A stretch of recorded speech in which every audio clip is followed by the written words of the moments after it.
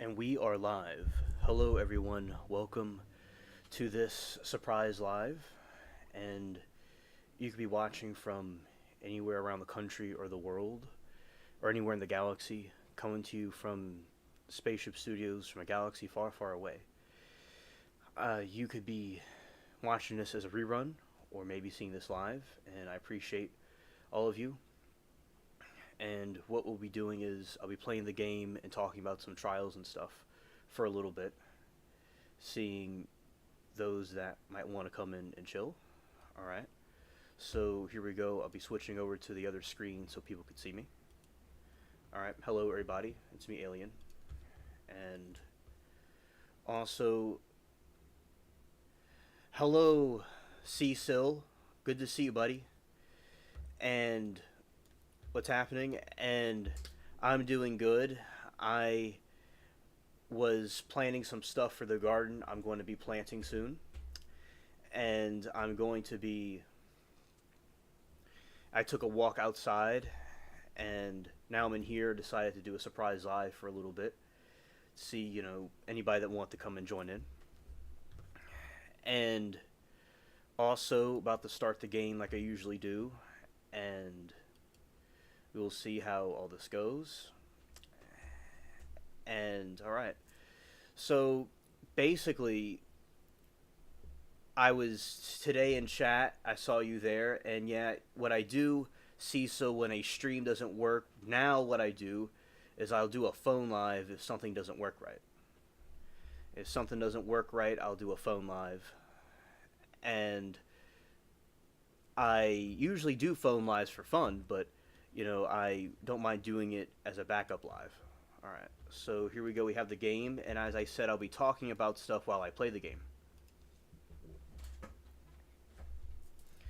Alright, so here we go. I'm going to be playing the game now.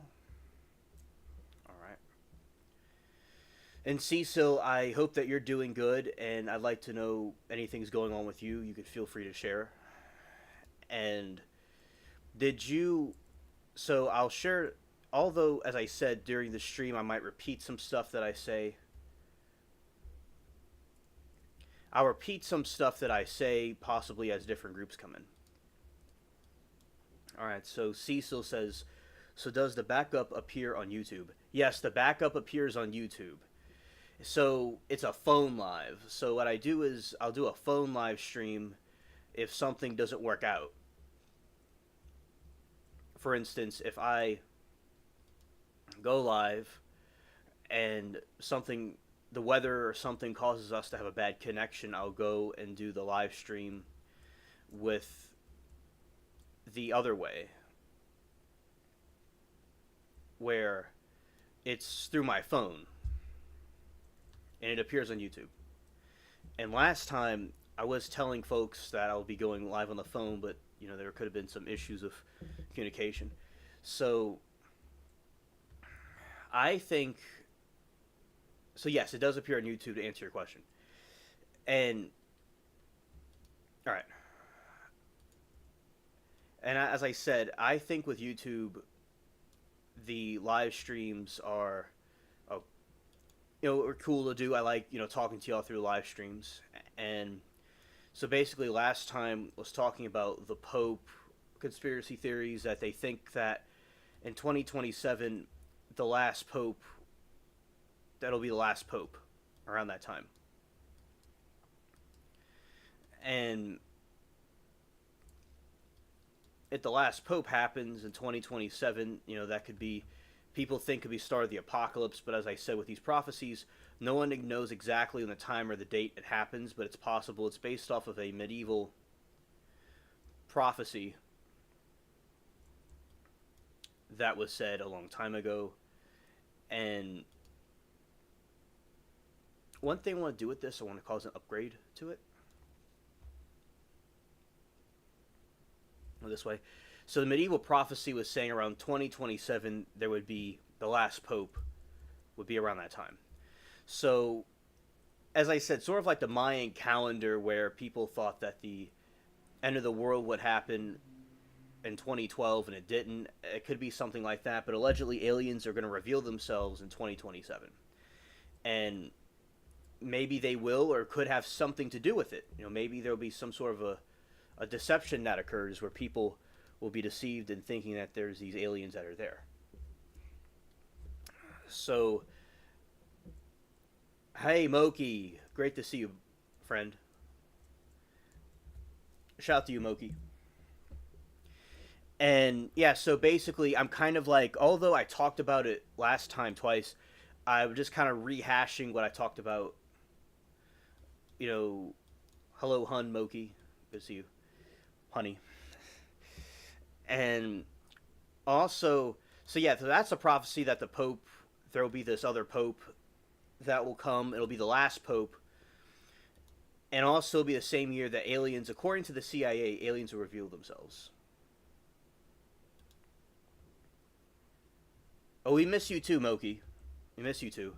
Yeah, because basically we don't have the same type of. There's not a lot of trials going on, so we don't have the same live streams that we usually would have. And also, I'll give my. Although Reed chat, as I said, is very heated, and there's a lot of conversations there, a lot of things we could say about it.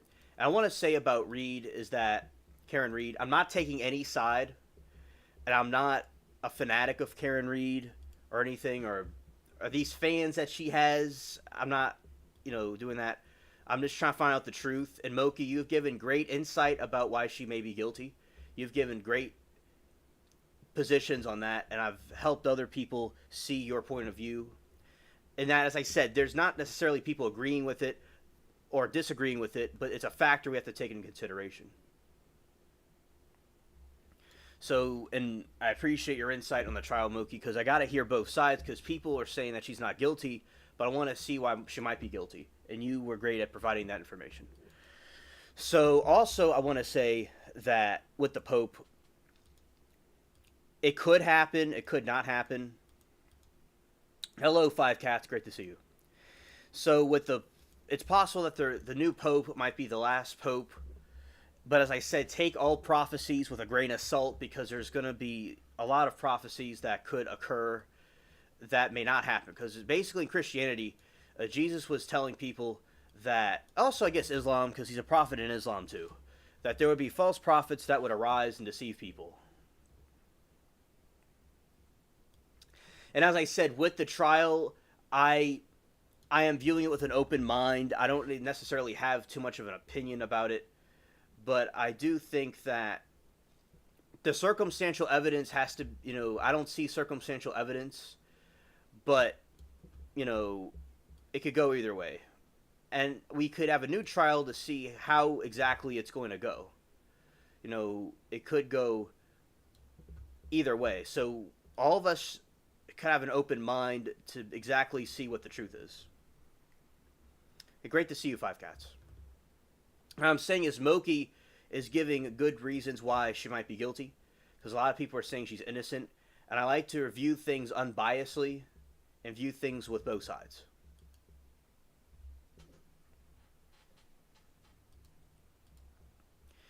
And also I'm talking about something I talked about last time with the Pope, why the Pope might be the last Pope, and I'll be getting into that in a moment. And so in the 1500s, they had these prophecies. But as I said, as Jesus said, to take things with a grain of salt, with these things that they say might happen.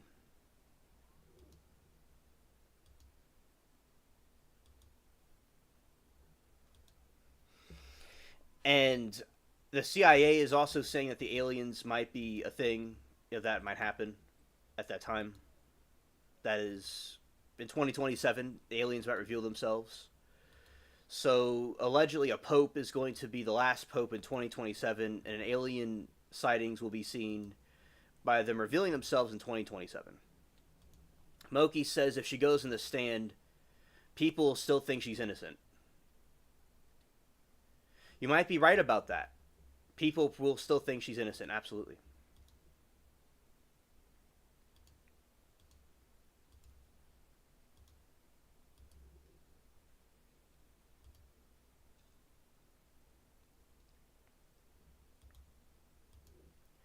Turtle Boy called the judge a C word on X. Oh. Scared. Scared.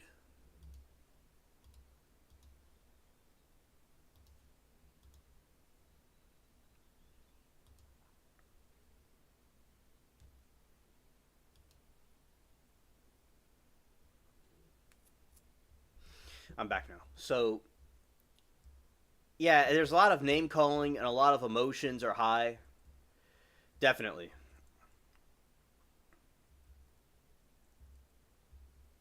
And 666 hates the grifter. Ah, okay. Yeah, I would think he wouldn't like the grifter.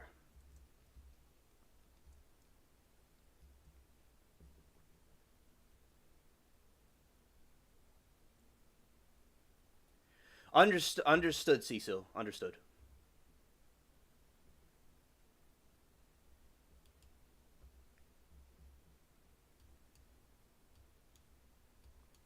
All right. Yeah, so I understand there's a lot of bias here, and people have high emotions. And if people would not have these bias, I think things would get done easier.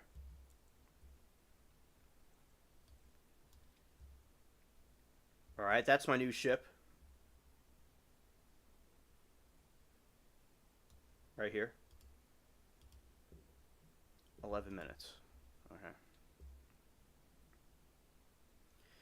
Yeah, so that is the new ship that I have, and let's see, how's it doing? And yeah, because a lot of, as I said, they always have these different doomsday prophecies. Like in 2020, 2012, there will be these different things that happen. And as I said, the CIA agent was talking about the aliens and how there are alien sightings, and now they're starting to confirm it. And was giving that they would reveal in 2027. Now they already revealed themselves to a lot of people, and with them revealing themselves to all those people, I think that it could cause a problem. Well, already, because there's these people in these different occults and stuff that have summoned the UFOs and things like that.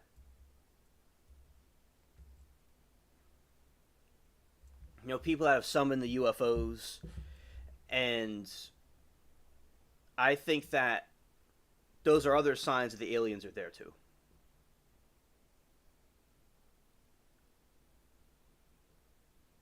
Oh, hello, Zero. Good to see you.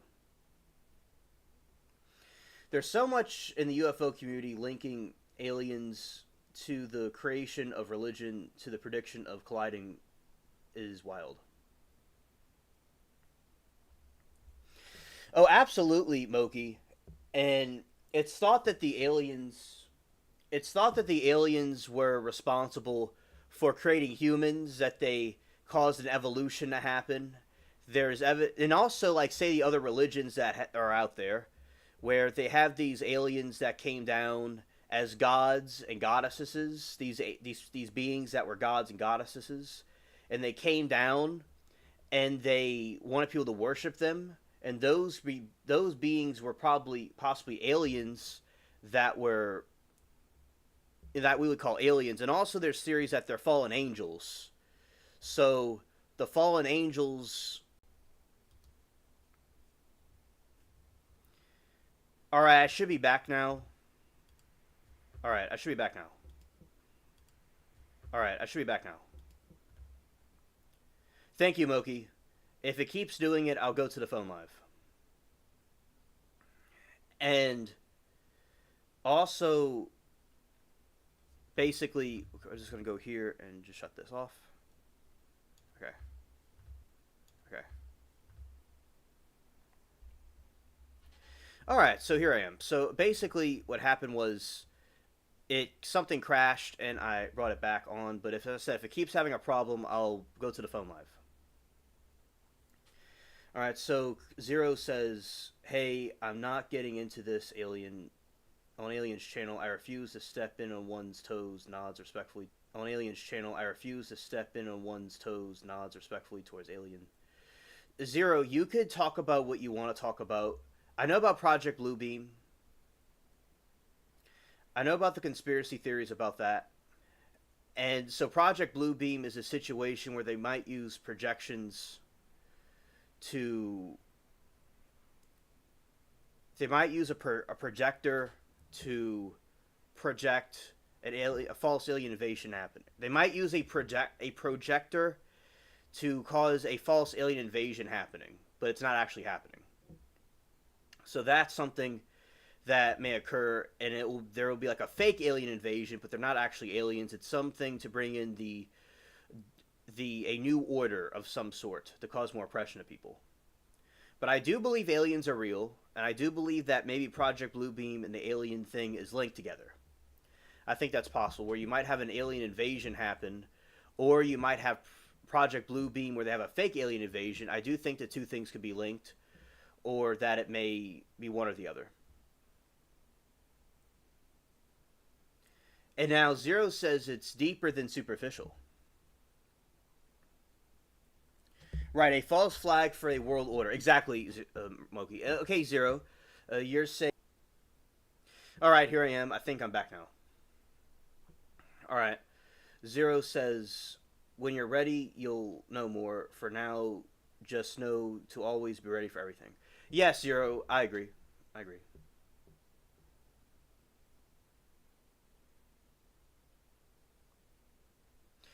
Alright, and so I could show you some examples, Cecil. I could show you some examples.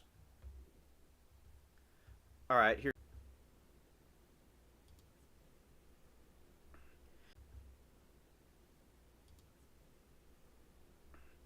All right, here I am. So basically, I'm back. All right, so Shake's head. Deletion isn't where brainwashed to accept isn't my place. And hello, Eugene. Great to see you again, buddy. Hello. And also, Cecil, I'll show you some pictures. All right. So we have...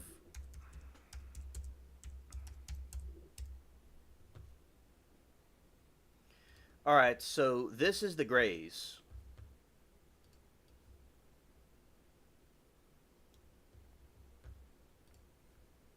Hello, Silver Fox. Good to see you. If something happens, I'll go to the phone live. All right, so this is the aliens. All right, the gray aliens, allegedly. All right, so these aliens are... Yeah, they look kind of like bugs. These are the Greys, specifically.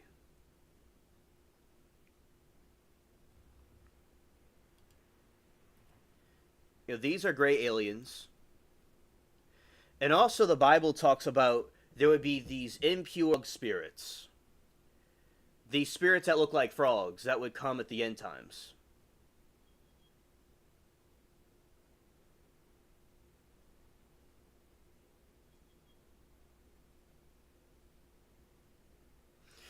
There would be these impure frog spirits that would look like, frogs. All right.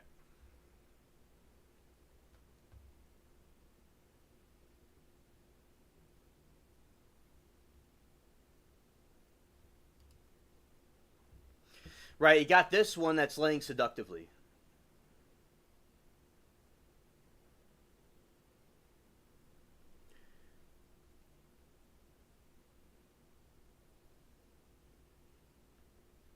Zero says, my bad, I forgot, sir, I was just being myself.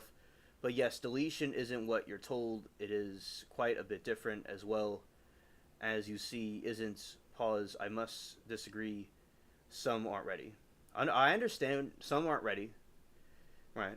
And Danny says, all good, bad tragic, how bold. Whatever.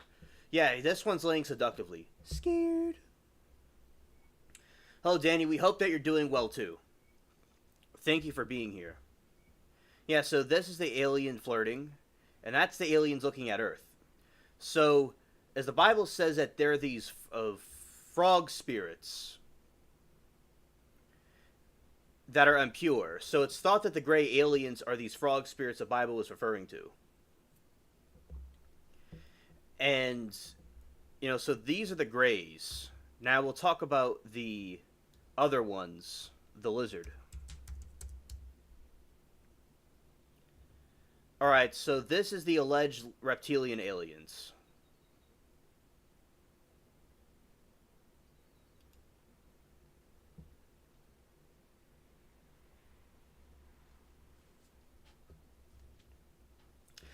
Moki says there are different types of greys.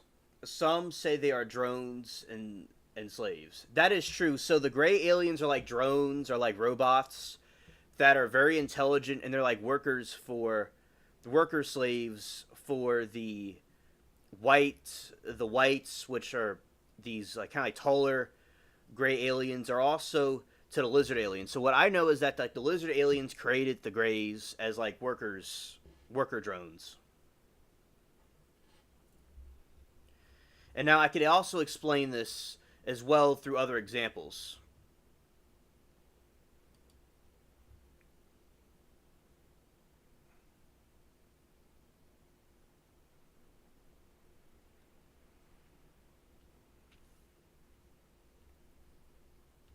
There is. All right, here we go. And Zero says, clear his throat. Did you know their real 10 commandments are in Exodus 32, not Exodus 20? As I said, I am not familiar what verse is where in Exodus, so that's very interesting, Zero. Thank you for the information. You could elaborate if you'd like. So, thank you, Zero, for your whatever your opinion is or insight. I'm interested to know about it. Danny says, if God made other life forms in other universe, but knows we will never interact with them, then what's the point of it? You see, Danny, there could be many points. And also, the aliens might be fallen angels, like the Watchers that were sent to watch over humans, and they rebelled against God, and now they appear as aliens, as a deception. They appeared as false gods, now they appear as aliens. So it might be that. And also there's a theory they're from another universe. And also, so that's an explanation, Danny, that they might be fallen angels pretending to be aliens. And also, I do think it's possible that God created other beings and other planets. For whatever reason, he likes to create things. So I think it's possible that God made other life forms other places.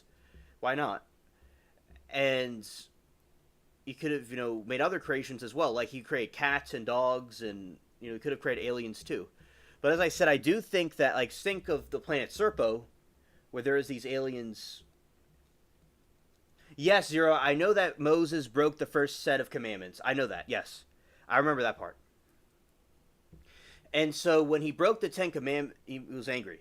Now with these aliens, planet Serpo, there's allegedly this, similar to the Greys, and they live on this like planet where there's this desolate desert. And they came here to get information on one of their UFOs that crashed here. And I'll get into that. And our astronauts went to that planet. So that's an explanation about aliens possibly. That's kind of like a whole other topic. But the reptilians. I'm going to get to chat in a moment, okay? I'll get to chat in a moment.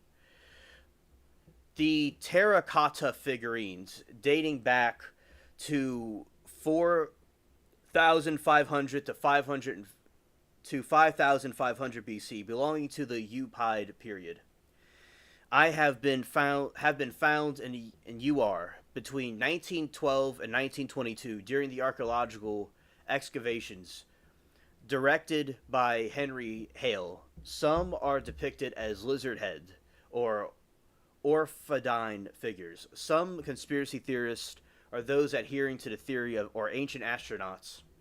Anunnaki cite the existence of these figurines support the reptilian thesis. So you see this critter right here. This is an example from the ancient people of a reptilian type god that they had. So it was a reptilian being. So basically with the reptilian creatures, you have this problem where it's not just something a tinfoil hat person made up. There's archaeological evidence that there is some mythological, which verse, but these guardian angel type creatures were reptilian of origin.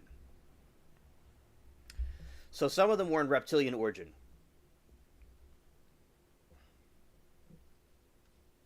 So there you go. That's an explanation from archaeology about these things.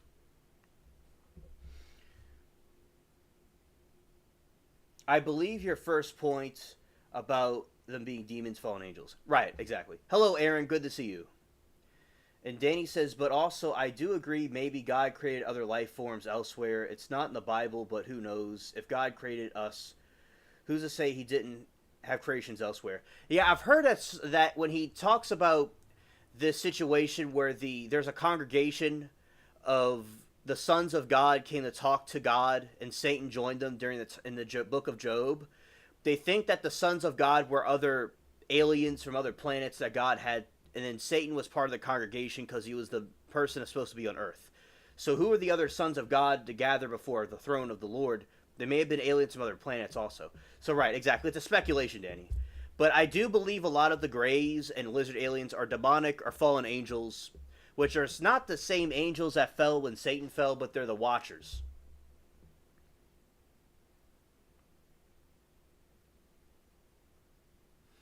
Hello, TJ. Good to see you.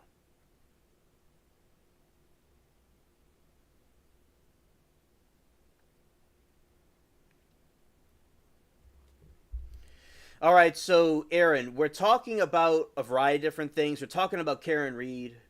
We're talking about the Pope prophecy thing, but we're also talking about some of the alien theories as well. Yeah, it's a very important election. And also, we have these different ancient astronauts. We have demons, dinosauroids. This is something I've not heard of. Let's see what this is.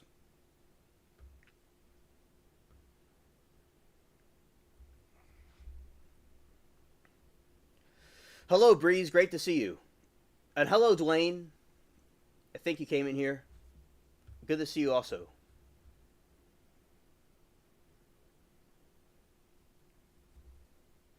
Well, thank you, Dwayne. I really appreciate that. The grandson of the web. Yes. Shout out to you and Sharon. I appreciate both of y'all's support. As I said, Aaron, we're talking about a variety of different stuff about the election, about anything like the election. We talk about what happened in the attack that occurred.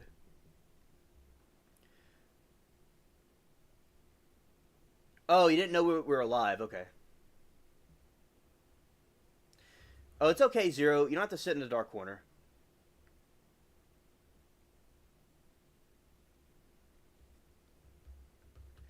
Oh, you feel like you want to break the Ten Commandments? I understand, Zero. Do whatever you feel is best. All right.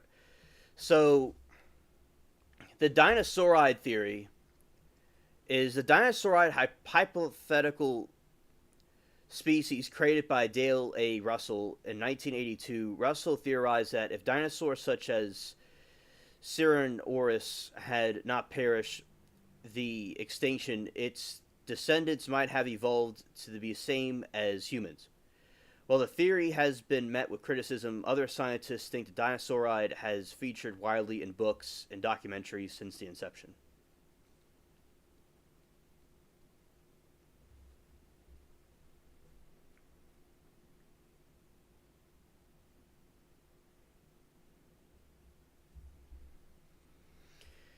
Oh yeah, in Vancouver there was a terrible attack that happened. And many people were, 9 people at least passed away. That was a terrible incident. And we'll also talk about that as well. And also I want to say that people have a right to have their different beliefs and to not repel anybody from anybody else's opinion. So everybody to just be more be level-headed about this. All right.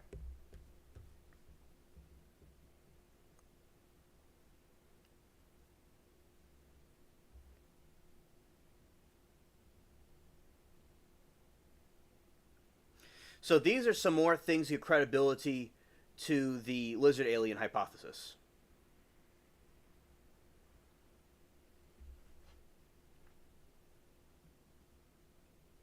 11 people. Okay. So that's another theory about them being some sort of humanoid thing.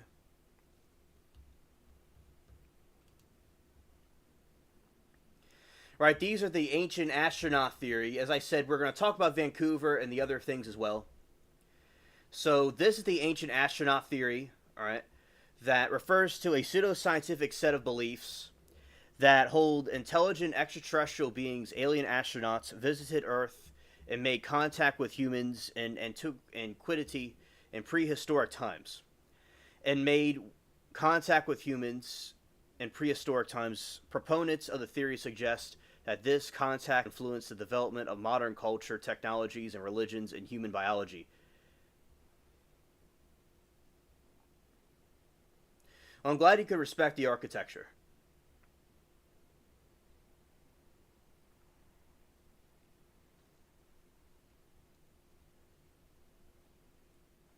All right, yes, I can understand respecting the architecture, definitely. All right, so it holds that intelligent extraterrestrial beings. That proponents of the theory suggest this contact influenced development of modern culture, technologies, and this is contact influence with development of modern cultures, technologies, religions, and human extraterrestrial origin. That advanced technologies brought to Earth by ancient astronauts were interpreted as evidence that divine status. Yes, hit the like button. Thank you, Dwayne. Yeah, everybody hit the like button. Facts.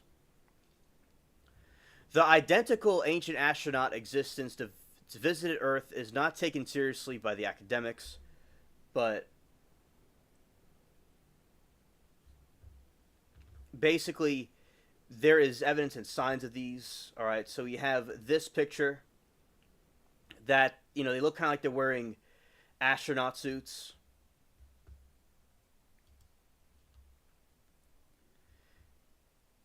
And also in Mesopotamia, yeah, these similar type of things.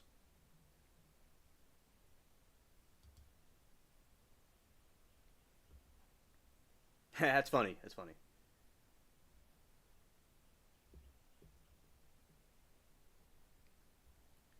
All right, so those are some theories about the aliens.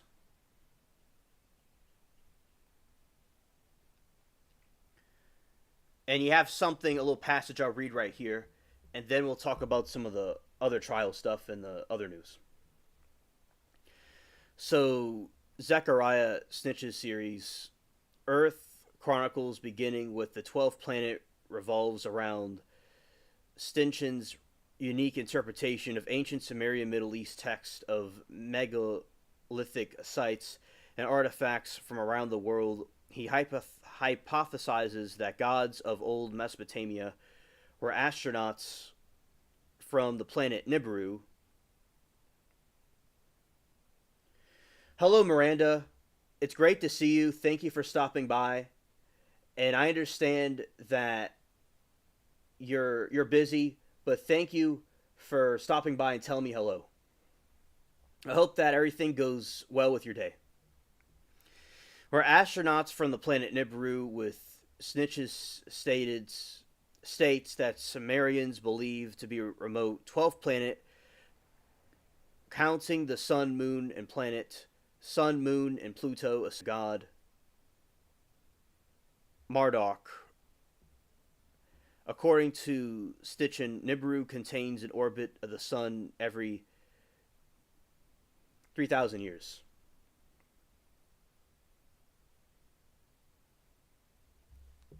Thank you, Miranda. I appreciate it.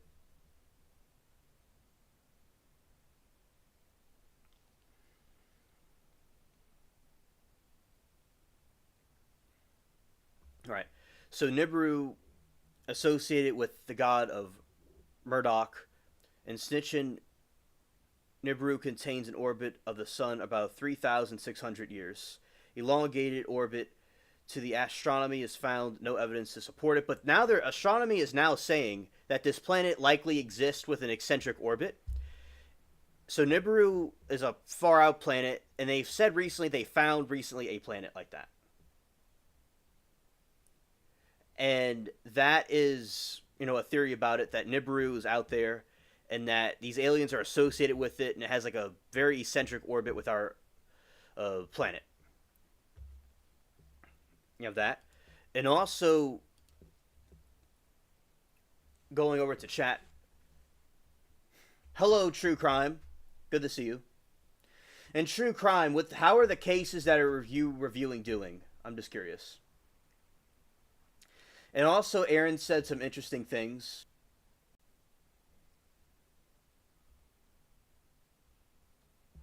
All right, so it says Aaron says allegedly liberals ahead of the as of right now, allegedly liberals ahead, but I don't believe anything until the votes are in. All right, so the election's going on over there.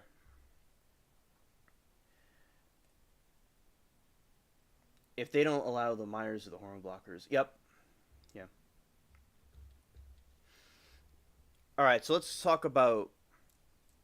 So that's some stuff with the alien theories, and like they have alien Aztec statue. All right, this is an Aztec statue that's allegedly like a lizard alien, by the way.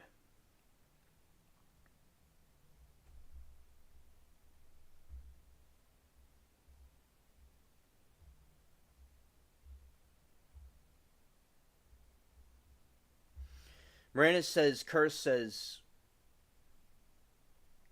I would agree that the Bible says most people won't need God and will refuse him only in the end, bow to him, but this is just my view.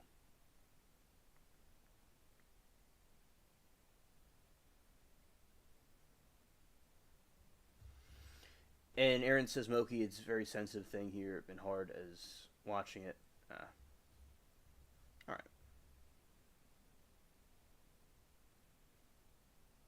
Right, exactly. Aaron's opinion is more popular than his thought, yes.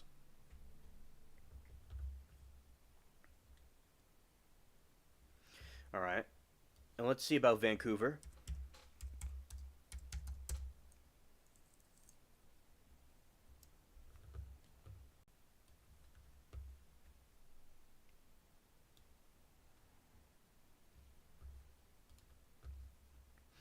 All right, let's go to the Vancouver latest news.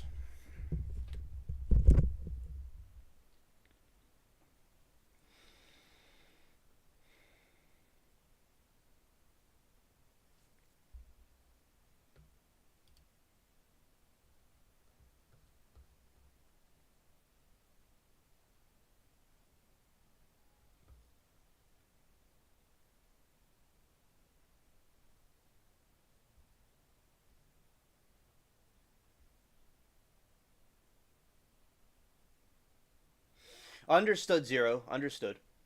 I appreciate you saying your opinion. All right. Vancouver attack latest. Suspect named and charged with murder after 11 people deleted in car ramming accident.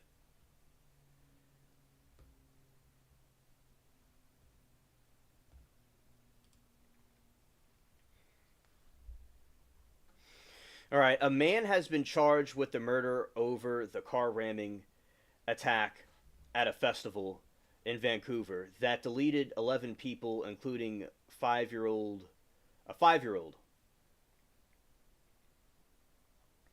At least 20 other people were injured after a car plowed into a crowd in Lapu Lapu Day Festival at 8 p.m. on Saturday.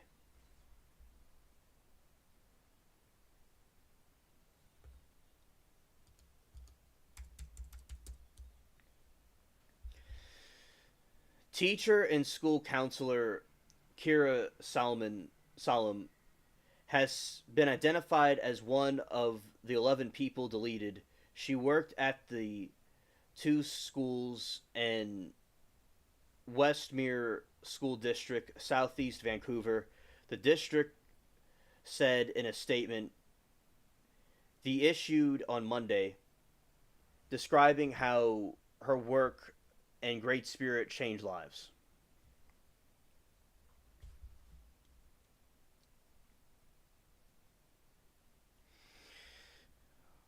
Kai G. Adam Low 30 has been charged with 8 counts of second-degree murder. According to the Vancouver Police Department, more charges are expected, the officials say.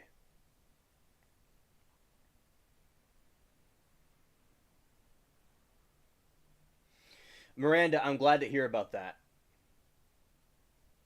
Facts. That's awesome. All right, I'm back. All right, I'm back. Hello, Rebecca. Good to see you. I'm glad that you're here. And also, I'm glad to hear the American flags are flying in New Mexico. Awesome. And Aaron, I agree with you. You have very good points. Earlier, the city's Kai Jai Lo, 30, has been charged with 8 counts of second-degree murder, accounts at Vancouver Police Department. More charges are expected. Earlier, the city's interim police chief, Rai, said many arrested over the incident was known to law enforcement and mental health professionals before the incident. Mr. Rice said the man in custody had a significant history of interactions with police and healthcare professionals related mental health issue, as police remained confident in the incident was not an act of terrorism. He called the incident the darkest day in Vancouver's history and said it would be water-washed moment for operation in the city's political police department. Canadian Prime Minister Mark Carney said that the nation was left shocked and devastated by heartbreak and ahead of federal elections on Monday.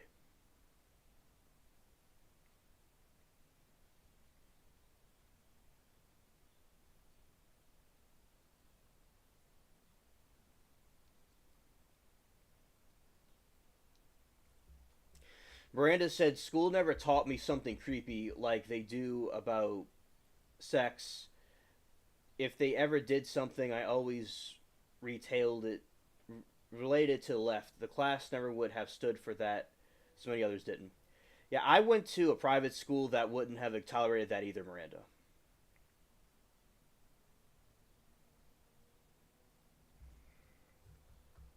Yeah, we love Canada.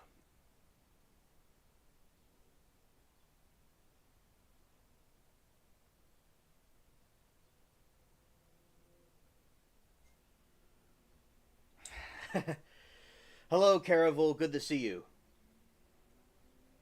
Welcome to the chat. I'm glad that you're with us on the spaceship. And welcome to your first stream. Let's see. Give you a wrench.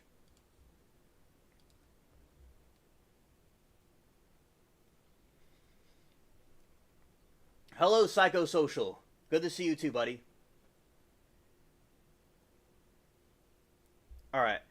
Yeah, so that is what happened with this case, and it's unfortunate what occurred. All right.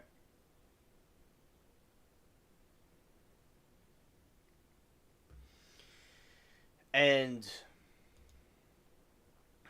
also, so that is the news about what happened in Vancouver, and also let's see about the helicopter crash.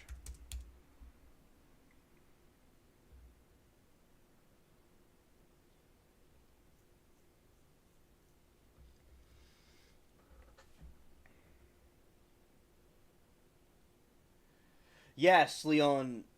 Yeah, so happy early birthday to Rebecca. Her birthday's tomorrow, so happy birthday to her.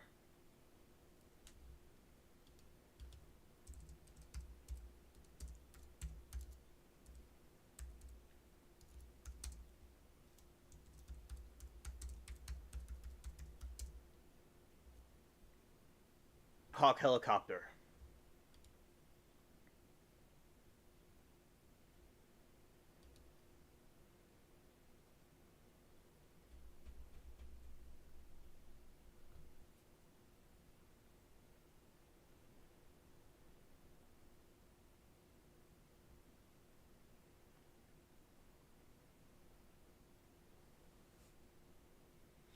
All right. As they flew south along the Potomac River, the gusty night of January 29, the crew aboard the Army Black Hawk helicopter attempted to execute a common aviation practice. It would play a role in ending their lives.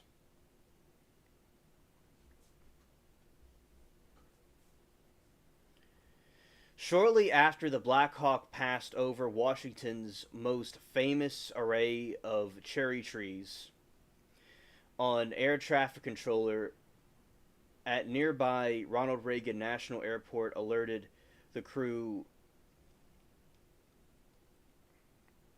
to a regional passenger jet in its vicinity. The crew acknowledged seeing traffic delays.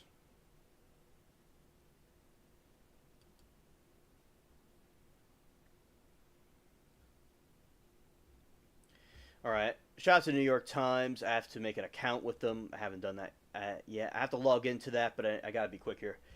So,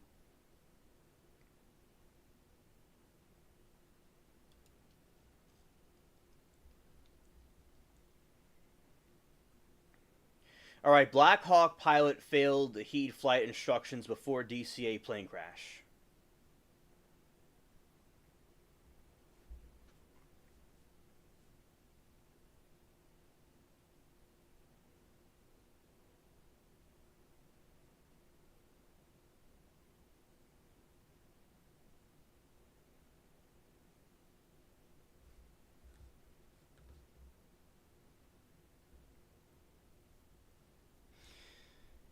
Well, Curse, what exactly you're saying? We're not smart. No one intellectual believes in God. I think again.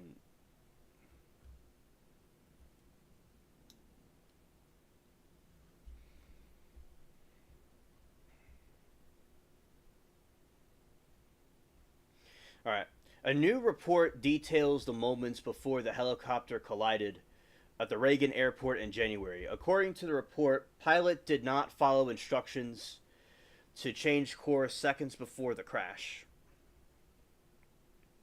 Washington, the pilot Army Black Hawk helicopter crashed a passenger airplane near the Reagan Airport in January, ignored instructions to change course before crashing, according to new report.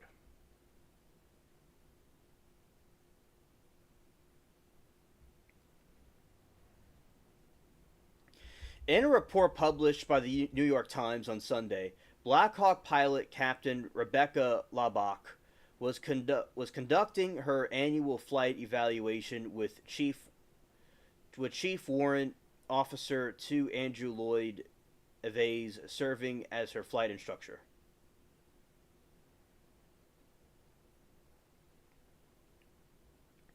Air traffic controllers informed that there was passenger airplane. There is a passenger airplane. Okay, air traffic controllers informed Labach and Eves that there was a passenger airplane.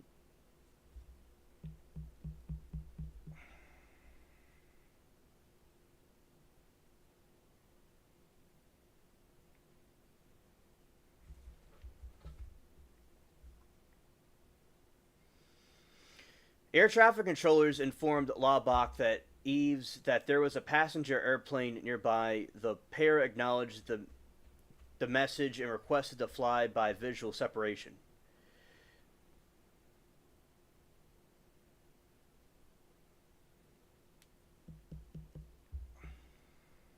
which allows aircraft to avoid collisions by navigating themselves around the aircraft but not relying on air traffic controller for guidance. Oh, rest in peace to his hamster. Rest in peace.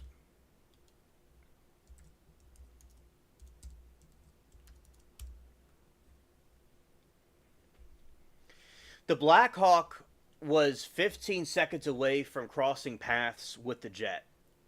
Warrant Office Evaves then turned his attention to Captain Labach. He then told her to believe to he believed the air traffic controller wanted them to turn left toward the east riverbank. The Times wrote, turning left would have opened more space between the helicopter flight 5342, which was heading for runway 33 at an altitude of roughly 300 feet.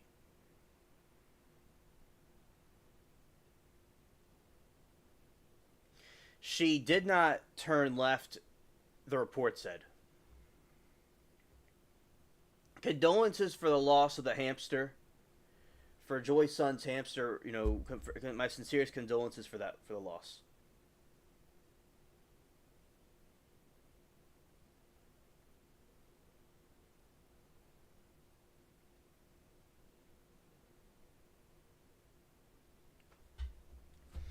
Dig deeper. Multiple layers of safety precautions failed that night, said Katie Thompson, the Federal Aviation Administration's deputy administrator under President Joseph R. Biden Jr.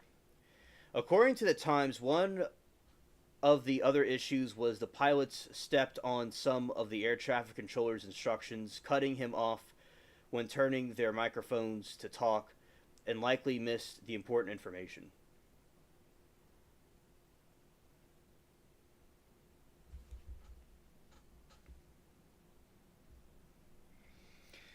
Seconds before the crash of the helicopter at the spotted flight 5342, Pat 25, do you have the CRJ in sight? He asked.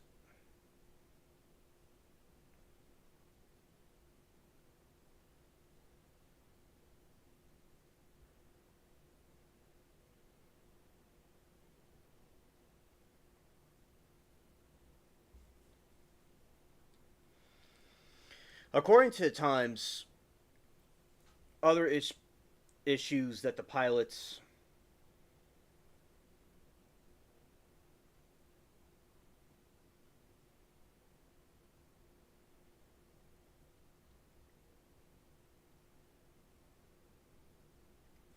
According to the Times, one of the other issues that the pilots stepped on is some of the air traffic controller's instructions, cutting him off when turning their microphones on to talk, likely missing the.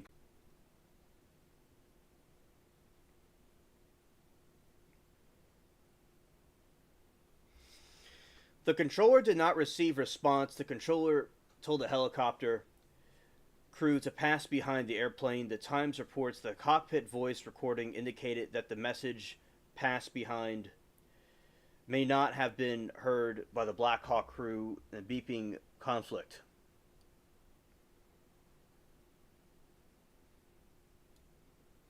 All right, Zero. Have a good day.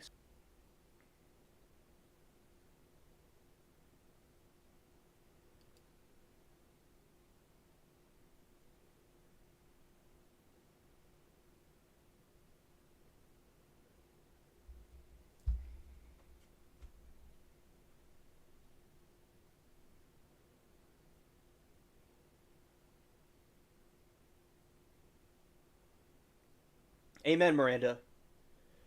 Praise be Lord. Praise be Jesus Christ. Amen. The Times also said that the FAA policy to advise the pilots if targets appear likely to merge did not happen, plus technology on the helicopter that would have allowed traffic control to better track the helicopter was also turned off, common protocol if the training mission had not for real.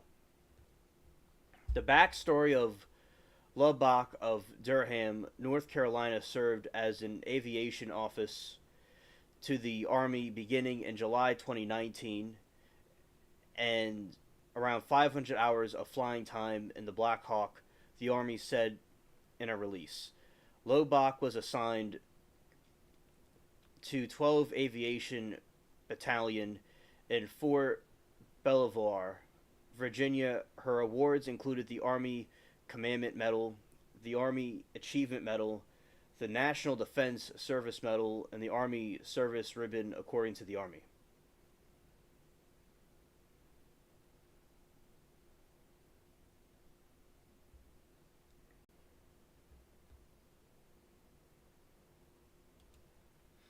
All right, here we go. So,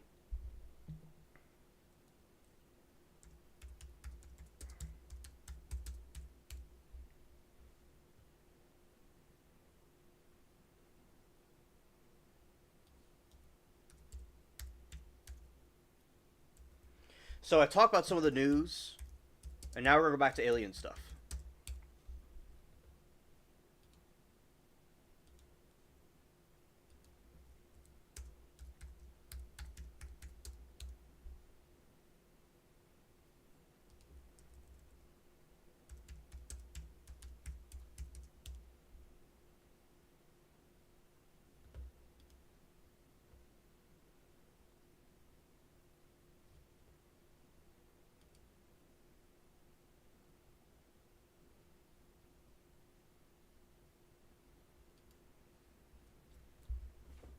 All right.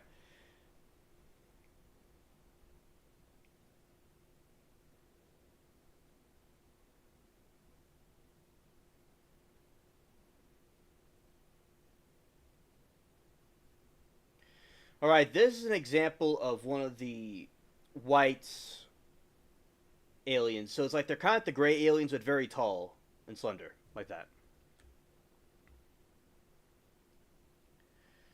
Close up of it. And now I'll go into all the alien species. And then we're going to the alien species right now. Okay.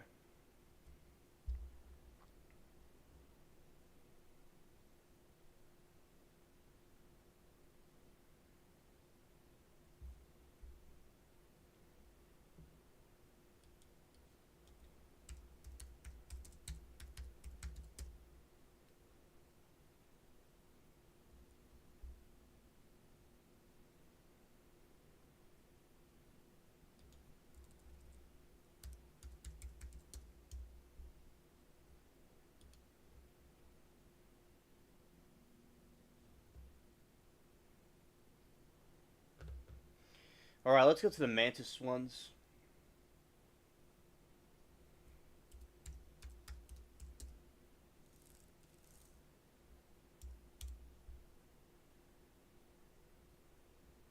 All right, here we go.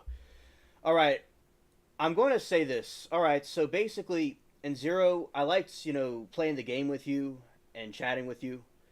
And I don't the chat, I see that there is a religious disagreement in chat, and I would suggest it's best not to take personal shots at different people, and you could disagree with other people, but we're not going to be taking these personal shots, all right?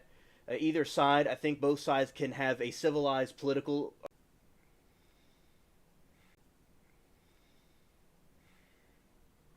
All right, we'll be coming back.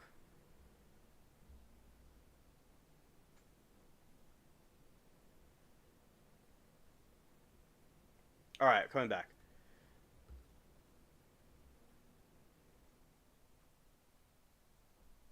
Okay, let's go here. This is the praying mantis alien, allegedly.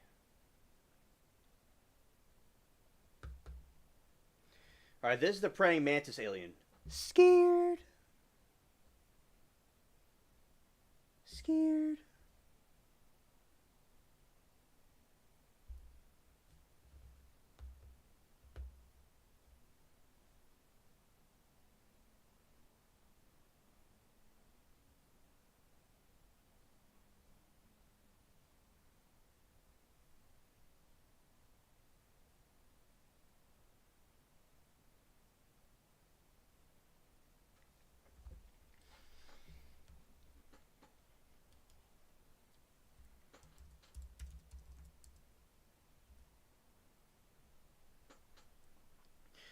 Mantis aliens, also known as praying mantis aliens, are perhaps the most mysterious extraterrestrial creatures. These beings appear with many alien contact scenarios with contactees. With contactees reporting the presence of these entities looming over their beds as they wake in the dead of night. While the mantis is not widely reported as the Grey or Nordic aliens, it still holds important role within many extraterrestrial scenarios.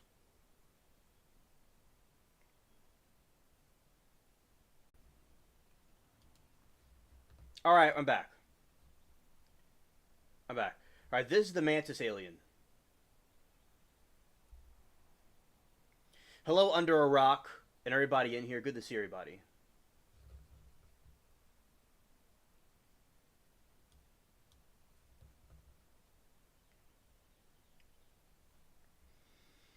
All right, and this is the Mantis. Scared.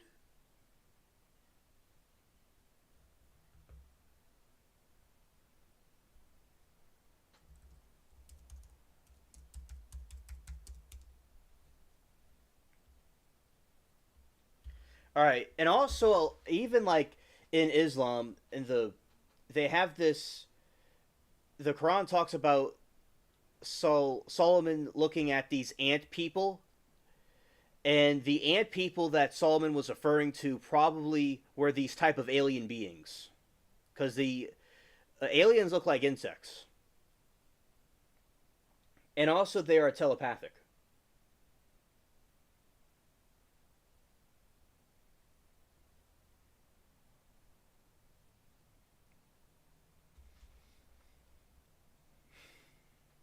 All right. All right, so now we're going to get into the mythology when it starts coming back. All right. So, insect beings appear within mythologies throughout the world, including Native American, or also called indigenous, and African folklore. The Khoisan tribe of Africa specifically regards the mantis as first living creature on the earth who granted life to animals, humans, and inventing language and bringing fire to people. It is also said that the mantis created the moon as a guide for hunters by throwing a gallbladder into the sky.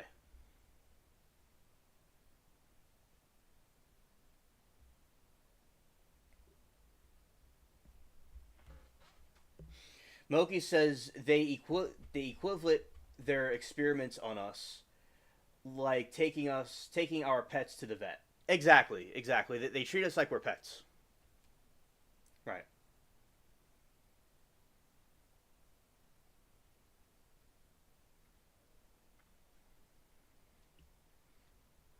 Insects embody a quality of otherness in their demeanor and appearance, and a lack of minimal attributes tends to alienate and upset human beings, leading them death of many insects. Interesting. While the mantis easily the most human-like arthropod, there exists deeply rooted a far of otherness that is generated when a person encounters such a creature.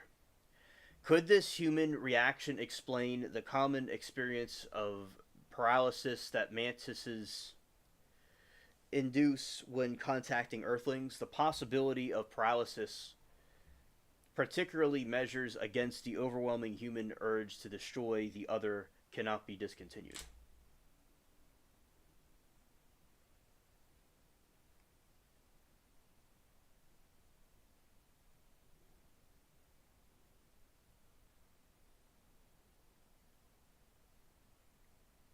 Moki, I saw about the alien base on the moon.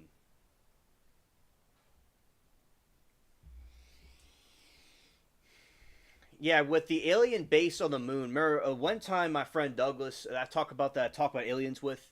Yeah, he sent me on Facebook one time this video of the filming of the dark side of the moon, and NASA was there was a recording of it, and they heard this strange like ooh, like this strange a moaning and wailing from them coming from the moon. So there's a theory that there's some sort of a thing on the moon or some alien base or something there.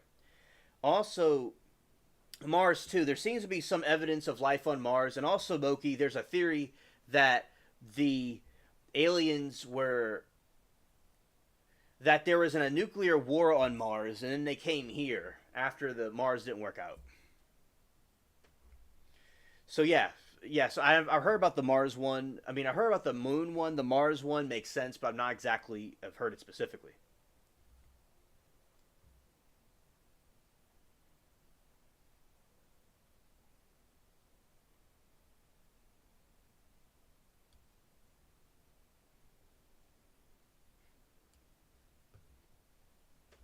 All right. So the origins.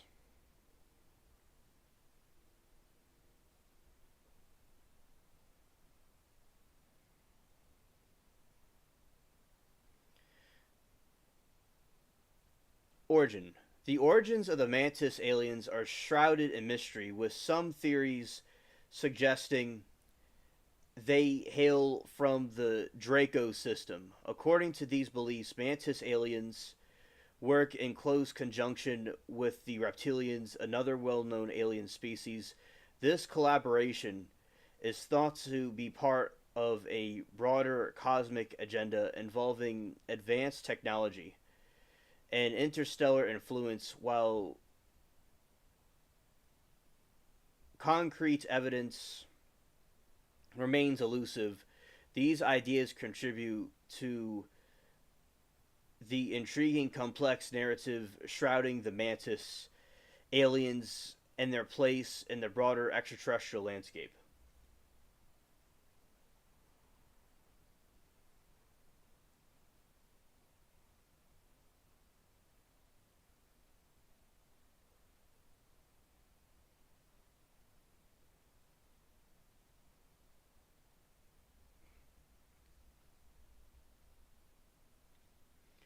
Apple set.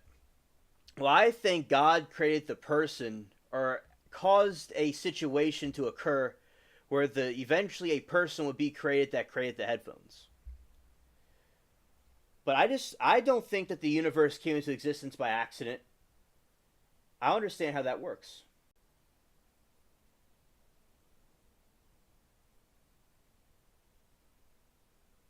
It was a Karen page, hilarious. Yeah. Alien, do you look up the dog whistle sound that supposedly can summon aliens? I didn't know that, Moki. I didn't know. Moki, we will look it up in a moment. All right, we'll look it up in a moment.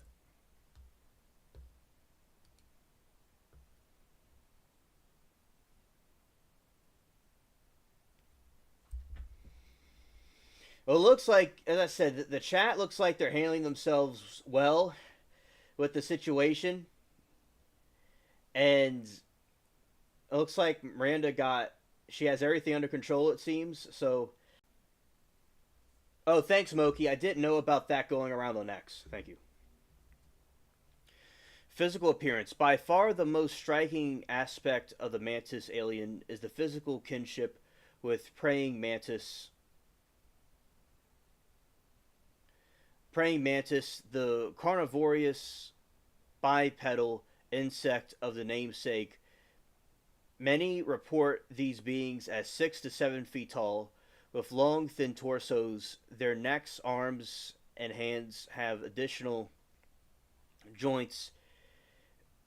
Their heads are insect like and triangular, with large, slanted eyes of deep brown to black. Most mantids are described as dark brown, but other colors, such as green, black, have also been encountered.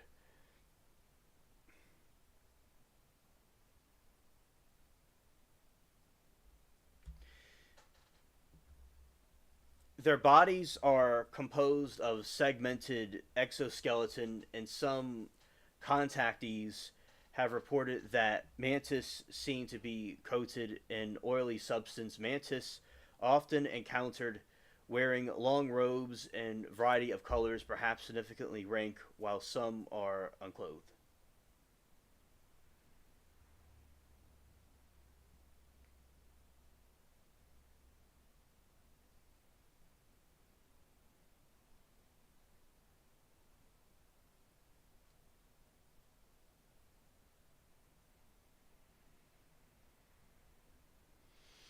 And also,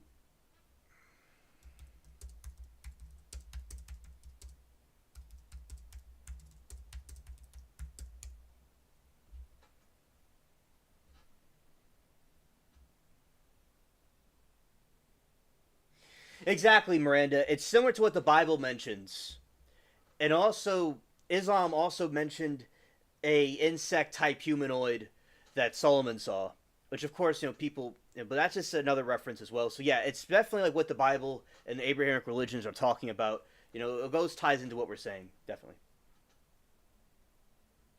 absolutely, Aaron. Yes. All right. Abilities. Some experiencers state that mantises are also shapeshifters and advanced technologies to create a field around their bodies to make them appear human.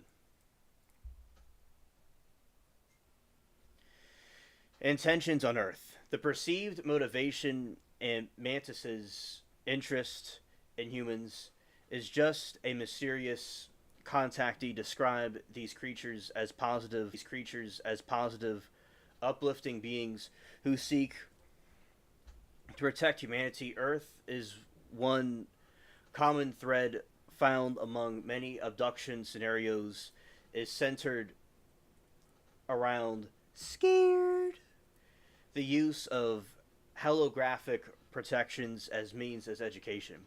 Contactees often report mantis beings showing them holographic images, destruction of planet Earth, illusions of possible negative impact that our species could have upon a planet.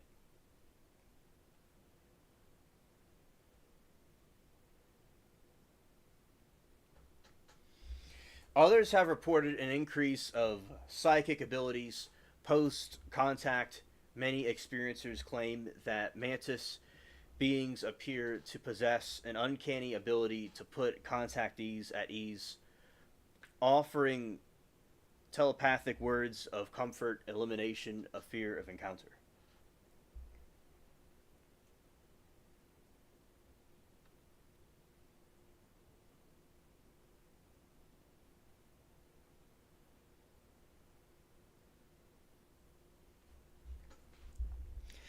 Encounters and UFO sightings. Oh, here we go. Yeah, Moki, I don't like those things either. And I believe that they summon demonic entities. And I've seen on YouTube, you could watch like Dylan is Chills. He put out a whole completion of videos through top 15 in Chills about the Ouija board incidences where people have these supernatural occurrences that are not good. So yeah, I think that they're certainly to stay away from.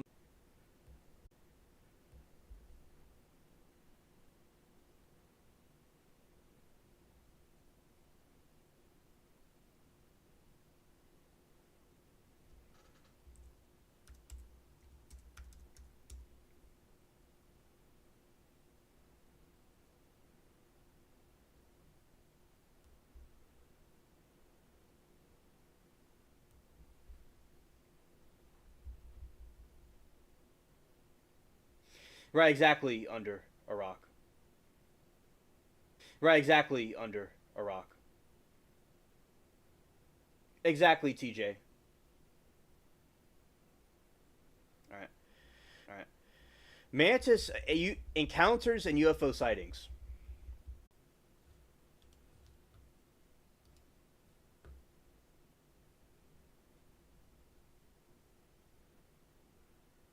All right, here we go. Yeah, Olive Garden is good. Yeah.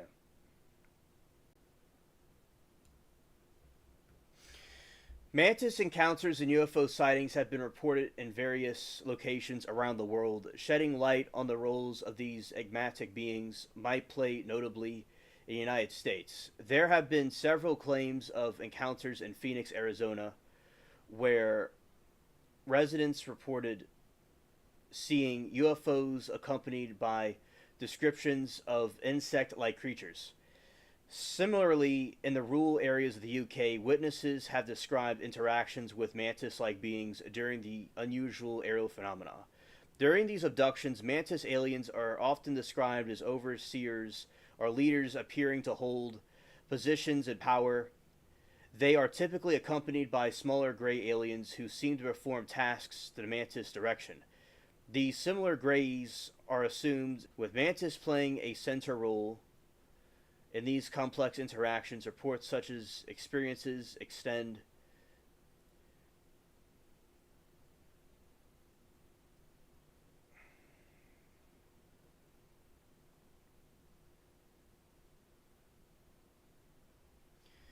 The nature of these alien encounters frequently involves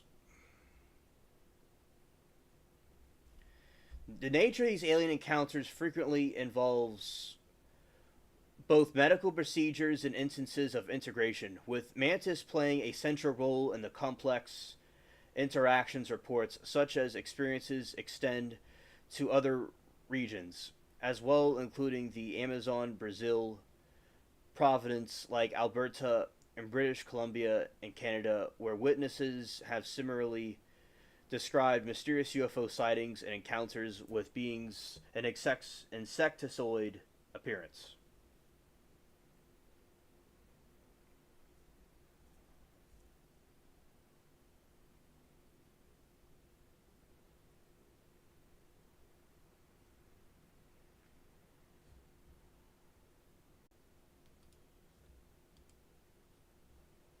All right, here I am.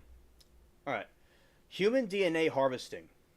However, some return from their experience with mantises with a dark perspective, suggesting that mantis may wish to conquer and control Earth, rather aid in human ascension. There are beliefs that a mantis hybridization program is currently underway, using human DNA to create a new species. Some report encounters with tall blacks, creatures thought to be results of such hybridization. Experiences describe these beings as incredibly tall, with more humanoid insectoid, with black skin, extremely long limbs, and extra joints on their appendages. These scenarios are also similar to those involving mantis aliens, often revolve around medical experiments. One of the most chilling features in the tall blacks reported by many abductees is their glowing red eyes. Regardless of these true motivations behind mantis species, their fascination with human DNA and behavior is evident. Abductees' accounts. Has anyone ever encountered a mantis insect alien? Are there benevolent overseers, intimidating figures, conducting unsettling experiments? Keep an open mind. Only time will truly tell.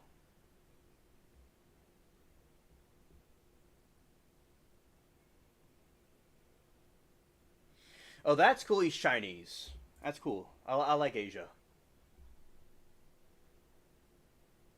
Well, that's very cool about the pie. I'm going to make a short of the pie. Oh, that's cool under a rock. I'll check it out. You'll make a short of it. Awesome. Oh, okay. Okay, I don't know anything about Canadian food. But I know about maple syrup and their bacon. And Aaron says pretty standard, TBH. We're such cultural country. We don't have much of that's Canadian. We have tons of other people's cultures, restaurants. I love that because of flavor and spices. All right, Zero. Good evening to you. All right.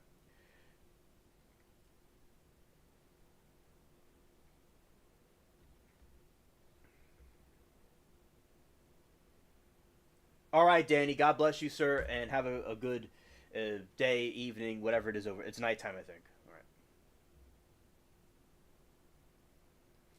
right. Sarah. She's now. I know Japan and China don't have the best friendship, but there is Sarah who hasn't been here in a little while, but she her husband's Japanese and she's over in Japan. But as I said, I know Japan and China have problems, but that's cool. Another Asian uh, group is in here. So shout out to Asia. Joyce, condolences for the loss of the hamster that happened.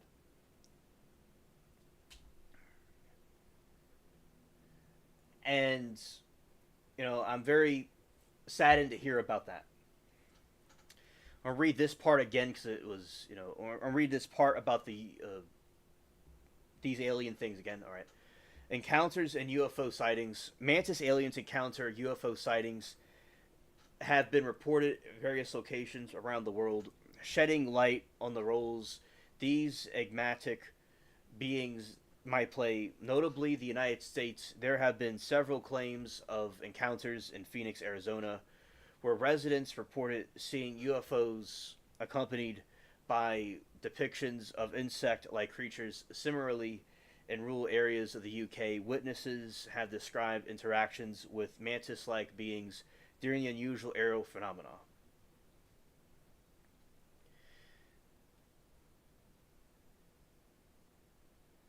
Yeah, for her son's hamster, yes. Shout out to Glenn. Glenn's hamster. Yeah. During these abductions, mantis aliens are often described as overseers or leaders appearing to hold positions of power. They are typically accompanied by smaller gray aliens who seem to perform tasks under the mantis direction. These smaller greys are assumed to function as drones controlled by the hive mind utilized by various alien races. The nature of these aliens' encounter frequently involves both medical procedure and instances of integration, with mantis playing a central role in the complex interactions. Reports such as experiencing extended in other regions as well as including Amazon, Brazil, provinces like Alberta and British Columbia. Rest in peace to Cupcake. Yeah. It really is. It's really a sad thing. 'Cause I know with many cats over time that have passed away, and I had a hermit crab, and a fish. Especially when I was a kid, I had a hermit crab and a fish. So I understand it's really terrible when we lose a loved one of a pet, a pet loved one. Yeah, poor Cupcake. Yeah. All right, so that's the information about the mantis aliens.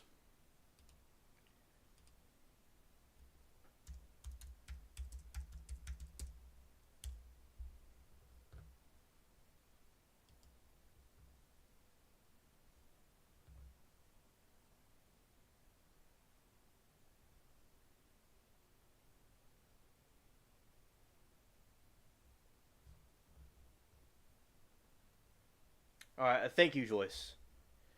Yes.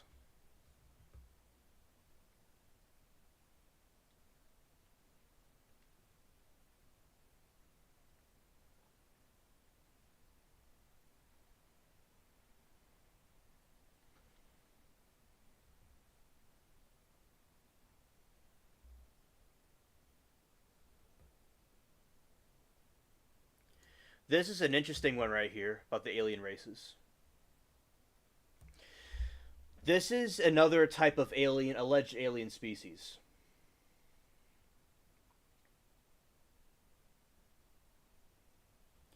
In cryptozoology and UFO rods, skyfish or air rods are elongated visual artifacts appearing at photographic images video recording. Most typical analysts to date have concluded that these images are insects moving across frames of photos.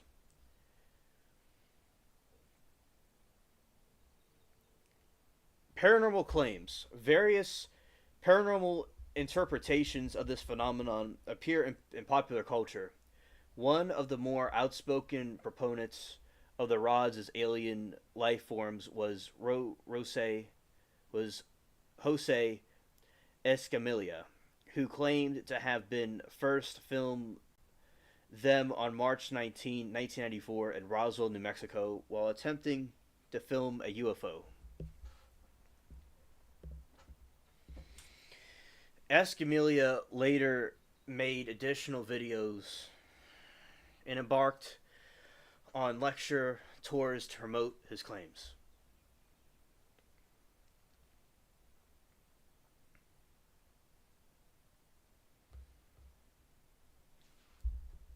Having consulted The identified rods as images flying insects recorded over several cycles of wings beating on the recording devices. The insect captured image of number of times with propelling itself gives illusion to elongated rod body with buggles.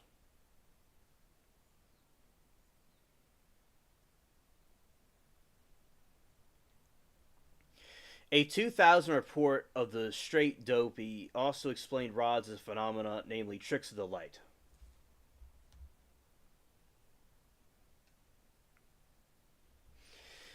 In August 2005, China Central Television aired two-part documentary about flying rods in China. It reported that the events from May to June of the same year of Tonghua Zhenago para, para, paramedical company in Tonghua, Hawa, rather, city of Jilin province, which debunked the flying rods. Surveillance cameras of the facility compounded captured video footage of flying rods identical to these shown at Jose Escamilla's video. Getting no satisfactory answer to the phenomenon, curious scientists at the facility decided that they would try to solve the mystery by attempting to catch these airborne creatures. There's a theory that the aliens are they're like a UFO is an organism in itself. It's a type of organism that exists somewhere in the sky, allegedly. Images of rods flying in the trap. After attending lectures on Jose, UFO investigator Robert Ciefer wrote that some of these rods were obviously insects zipping across the field at a high angular rate, appendages of birds' wings, and blurred vision. We'll look at the orb.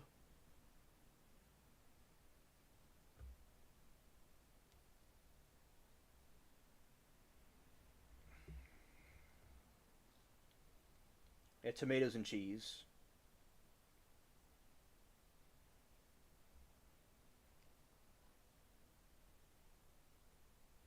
Yeah, shout out to chat. Great food. Okay, this is what an orb is. So there's conspiracy theories about these orbs. And the orbs are these things that are alleged to be UFO, like spirits or UFOs. Like sometimes in the sky, they have these white or these one color orb, globular things of these different colors that fly in the sky, or these different things that might float around in a room. Like, say somebody's exploring a haunted house, they'll see these little clear white things float around, and they're allegedly orbs of spirits. All right, Cecil, thank you for coming. I'm glad you're able to, come here with it working better. All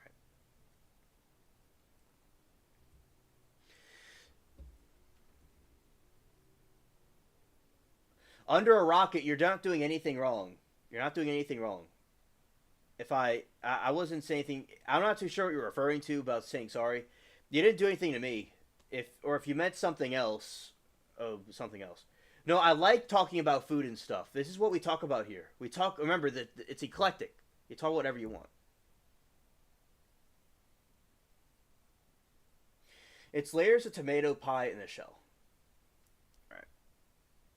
I'll read this little part right here. In photography, black scatter is optical phenomenon resulting in typically circular artifacts in image due to the camera's flat being reflected unfocused motos of dust, water droplets, and other particles in the air of water.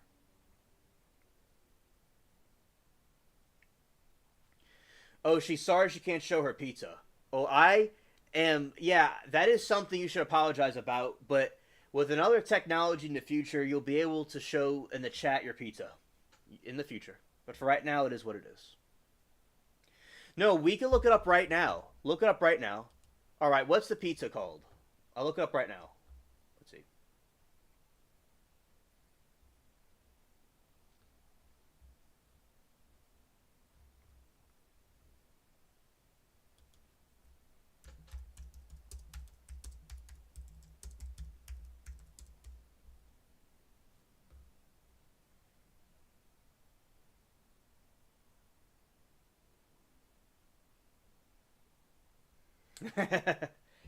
Scared. Scared. All right, tomato pie.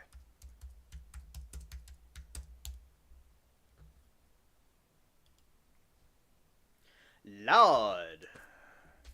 Lord. Looky here. Crikey.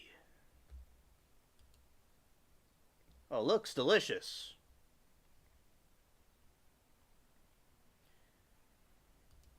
Tomato pie is delicious.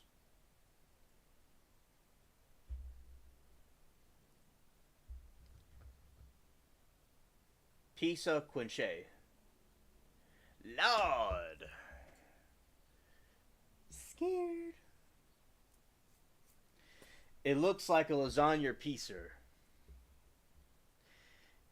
It's like when it's made, you know, it's basically, yeah, this pizza is a beautiful pizza. It's the best pizza in the world. And it even causes everybody to get hungry. It's a Mia Mario. That's what happens. Mario comes in and Luigi. You know, so this is basically what Mario eats with the mushrooms. It's a vegan pizza. That's fine. It's fine. Good food. Good, nice and healthy. Scared. Yeah, it looks like lasagna pizza. Oh my goodness gracious.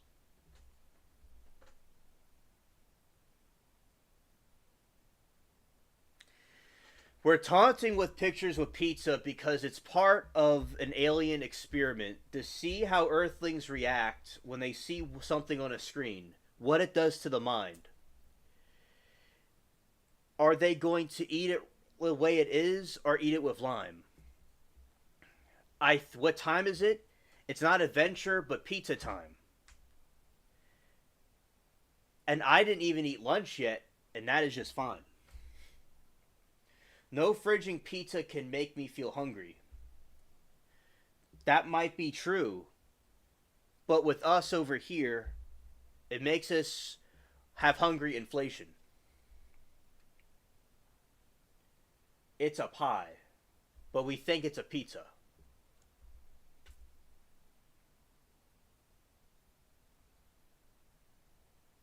Scared. Alrighty. Yeah, look, I need to have this at some point in my life. Oh, that's good. You have leftover pizza. Awesome.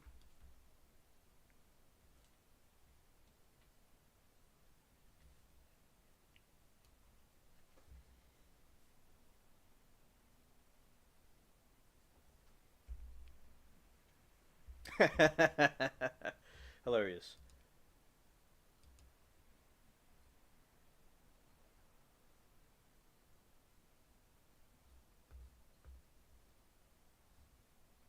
I'm gonna Google both of them, Steve.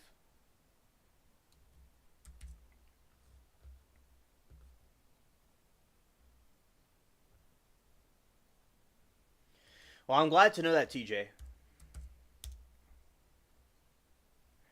Okay, we got Gordanos. I am part Italian, by the way. I'm part Italian. On both sides of my family, I have Italian ancestry. Although I'm a mixture of all the European countries, and I'd say the German and British is my main theme, but I've a lot of Italian in me too. And that's why I marry Toodles, and my family makes a lot of Italian food. Yeah, yeah. So that's delicious. That's delicious.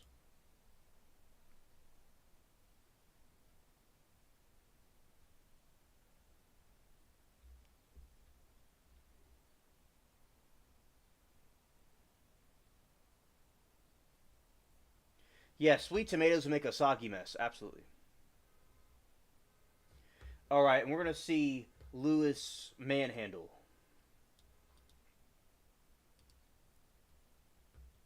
All right.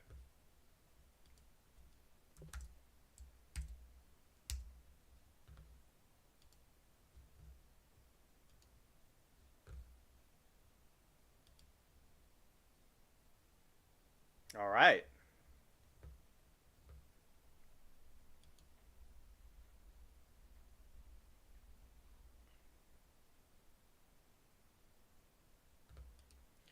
All right.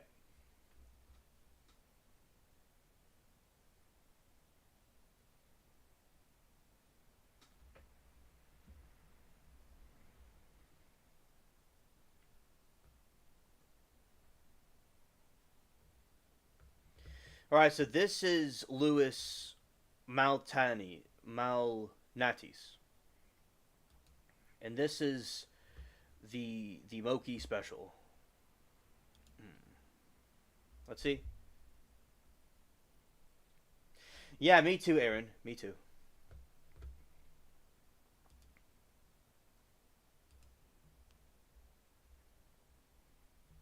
They look about the same.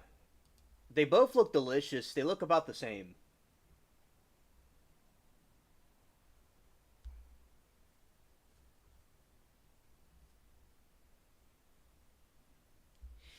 Oh, okay, under a rocket. Understood.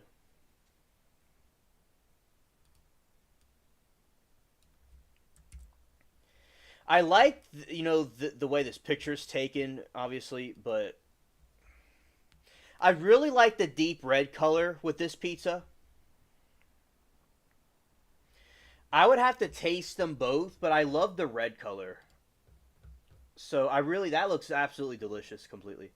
And that one also too. It looks like nice cheese and red. Very good, very good. So as I said, I love the red. I love the red. Also, as I said, this one is another one good too. Yeah, they hold water absolutely.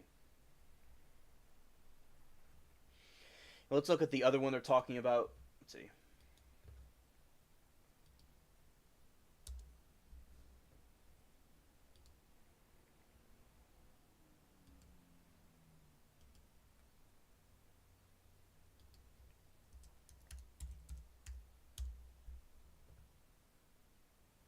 I think Amanda mentioned this before.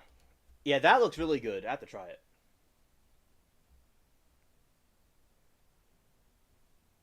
Oh, hilarious, Aaron.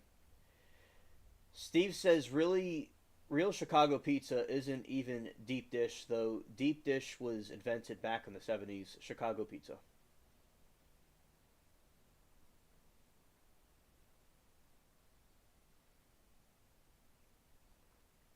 She said, my fatty side is showing with food convo. Scared. Right.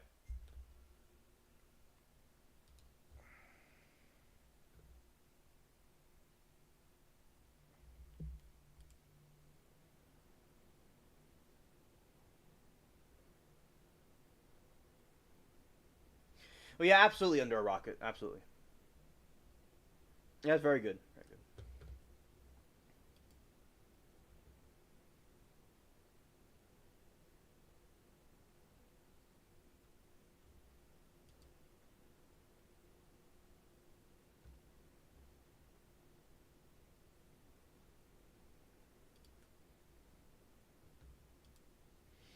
All right, I see it. Chicago deep dish. Wow, Lord.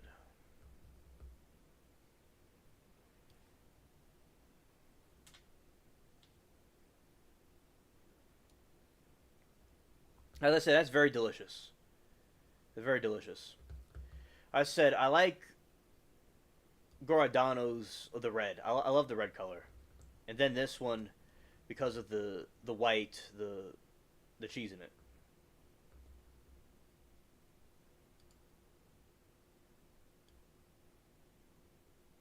All right, Aaron. All right. Yes, yes, absolutely. Thank you. Thank you.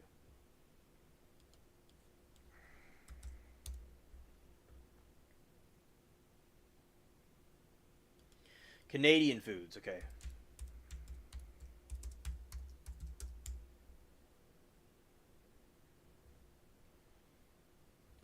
All right, we got Canadian food right here. I like maple syrup.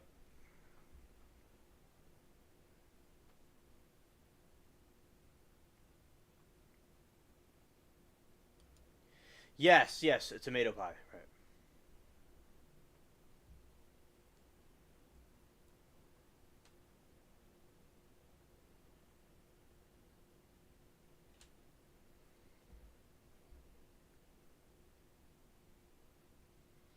Yeah, butter tarts.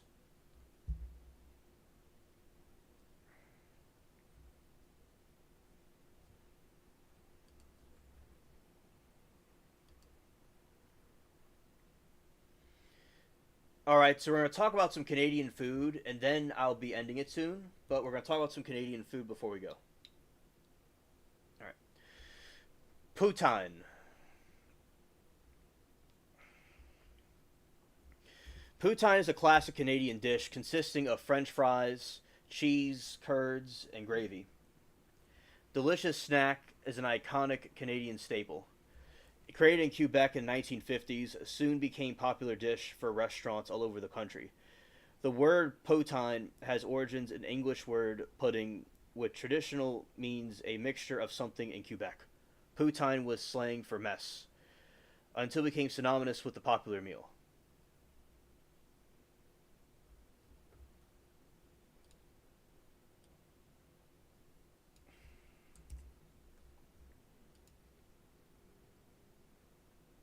All right, Moki. Thank you for being here, Moki. It was nice chatting with you. All right. Next up is the butter tarts, famous Canadian dessert. The Swedish treats made up small tart filled with gooey syrup. Many feature dried nuts or fruit. The fillings such as pecans or raisins. You can add anything from nuts, chocolate, chips, and make it taste the combination. The flaky buttery crust and the sweet syrup creates an unforgettable taste. Butter tarts are available across Canada. You should have many opportunities to try the dish. Desert popular Ontario has an annual butter tarts festival. At this event, bakers also all over has tarts annual competition with some butter tart recipes available. You can enjoy dessert after you trip from the comfort of your home.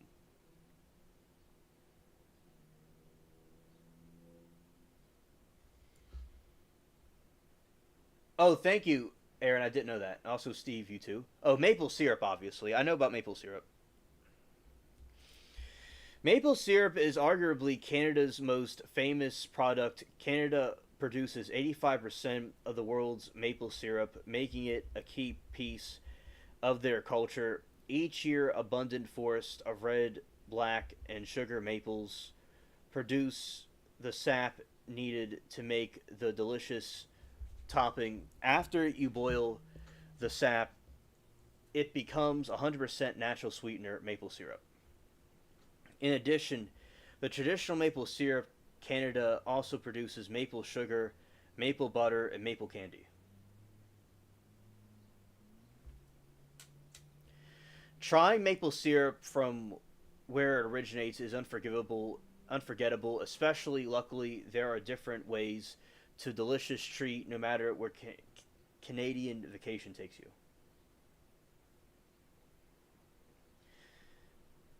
Aaron says, "Yeah, it's common in March to go farms and tap your own syrup from the tree, take it home."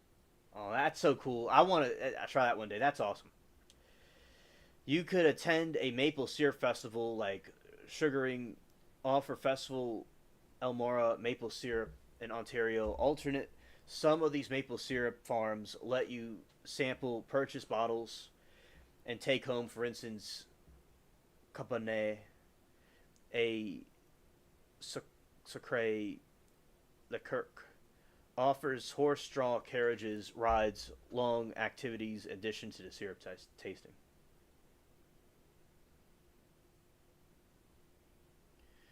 Montreal style bagels, another popular Canadian food. Eat in Montreal style bagel.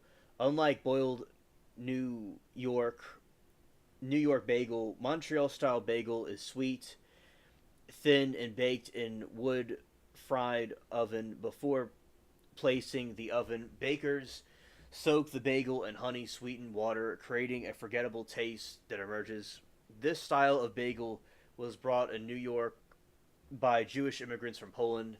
They quickly boomed in popularity, and many restaurants and bakeries quickly added them to the menus. Oh, that's delicious under a rocket. Delicious. Today, numerous shops and bakeries across the country carry famous bagels. Some of the most well known places are Fairmount Bagel, a family owned business that has specialized in Montreal style bagels since the 1919. Hein Aui Bros Bagel Cafe Montreal. The best way to eat Montreal style bagels is when fresh in oven, and miss your opportunity to eat bagels invented from.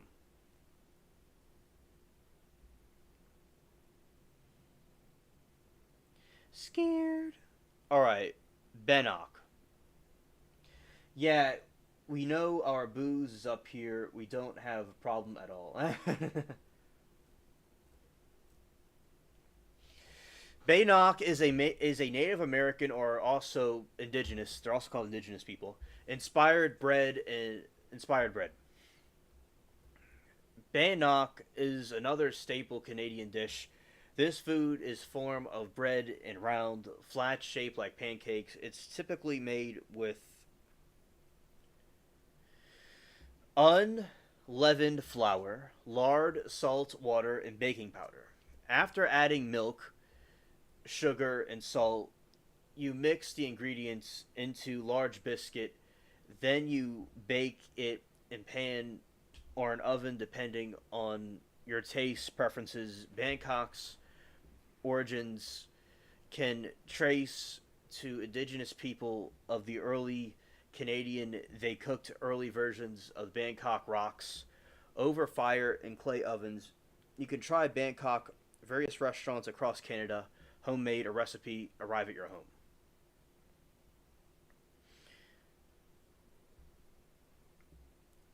Montreal smoked meat. One of Canada's specialties is Montreal smoked meat. This product is made with a traditional beef brisk after salting occurring the beef with spices. It sits week scared after salting and currying beef. Okay, one of Montreal's specialties is Montreal smoked meat. This meat produces product is made with traditional beef brisket. After salting and currying the beef with spices, it sits for a week or more, fully absorbed flavor. The cook's hot smoke steam the meat until it's ready to eat. The cooking method creates a unique nuanced flavor that differentiates the dish from other meats. Some versions of poutine feature Montreal style smoked meat.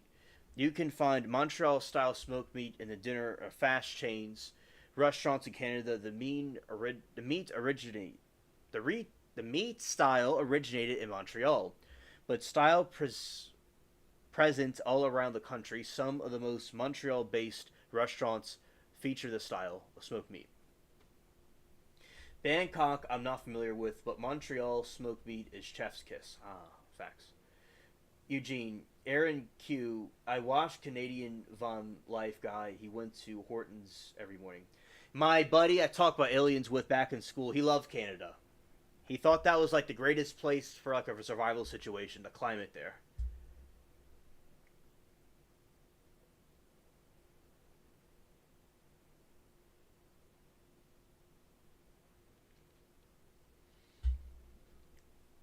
Dinars.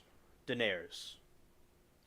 Also, in Louisiana where I am, it was a lot of the people that were from Canada came down here. And it's also there's like a French influence in some parts. I know that not all Canada's part French, but the part where I am was like Louisiana was connected to a part of Canada one time. I am British, from my dad's side. I'm also related to my great grandfather was Canadian, and he fought in World War One. So I'm also part Canadian myself. All right. So this one is if you're Canadian, travel plans into Halifax and East Coast, be sure to try Donair. Donair are Canadian dish similar to gyros, originally from Halifax. This popular, delicious Canadian comfort food, its ingredients include spice, ground beef, tomatoes, onions, sweet garlic, donair sauce, and pita bread.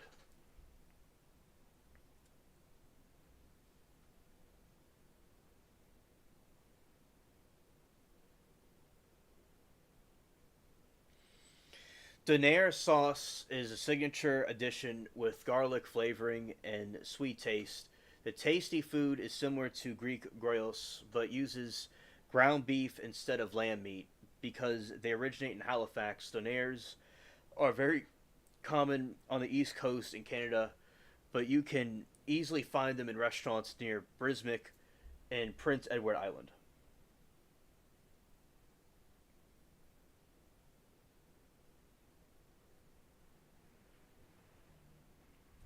Oh yeah, Aaron, I know it's crazy up there.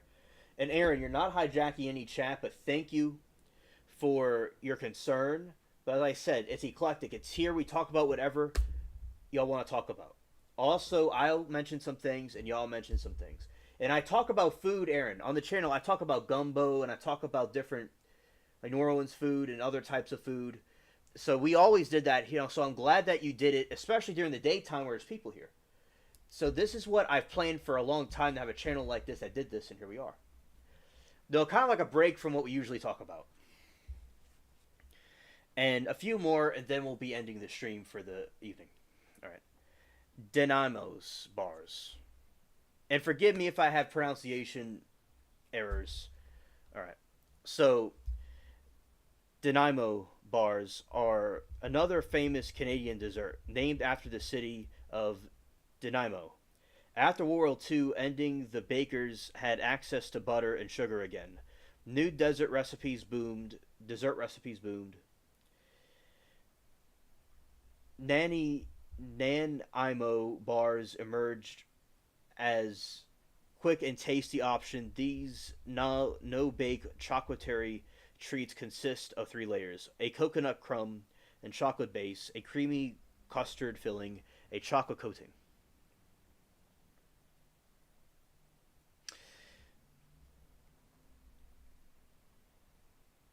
While each layer is different, to create a tasty combination.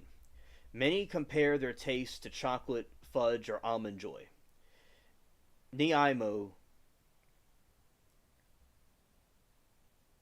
bars are found all across Canadian bakeries and grocery stores. The most famous version of the bar is the city of Nanaimo.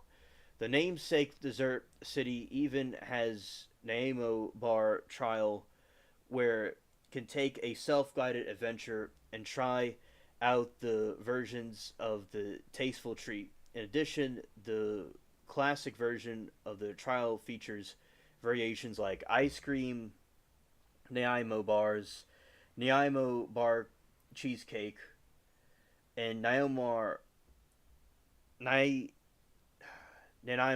bar fudge, Nanaimo bar waffles. All right, final one for now.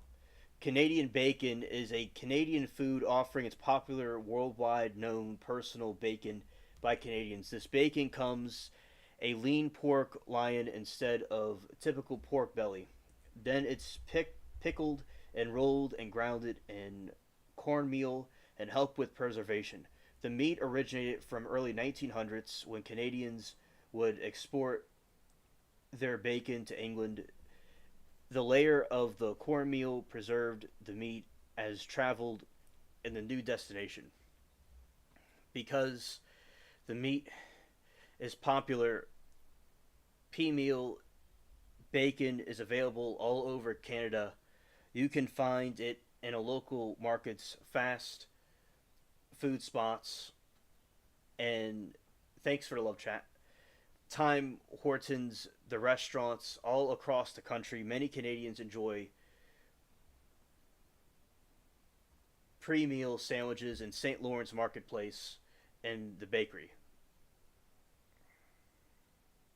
My destination list.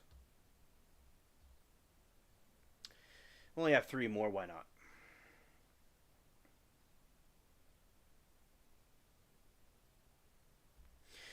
Ketchup chips. If you're in the mood for a snack, consider trying Canada's famous kitchen chips. Ketchup chips. Try Canadia's. Okay, I got this. I got this, chat. I got this. If you're in the mood for a snack, consider trying Canada's famous ketchup chips. These potato chips are unique to Canada, so your vacation in Canada is the perfect opportunity to try some.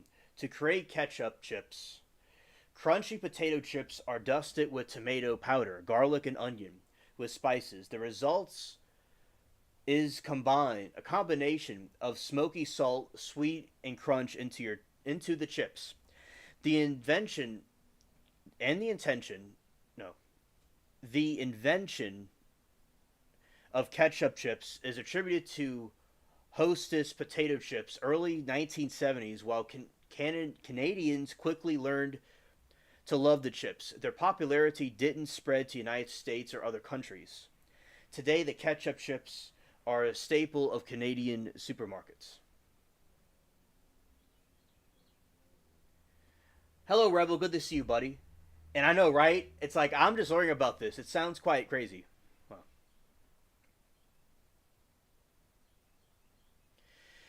if you're interested in trying the ketchup chips, you can buy them most shops and grocery stores in Canada. Split pea soup. For a delicious and hearty meal, try Canada's famous split pea soup. The classic soup is perfect for cold afternoon as it's warm and filling. This traditional Quebec dish uses whole yellow peas, salt pork, and flavor herbs. After cooking, you can either remove the pork and serve it separately or include as its part of the soup. Split pea soup has been part of Quebec cuisine since the arrival of its early settlers. The ingredients were easily acquired, that the meal was perfect for long winters. In some areas like Newfoundland, the Labrador, it's tradition to serve pea soup after Easter holidays.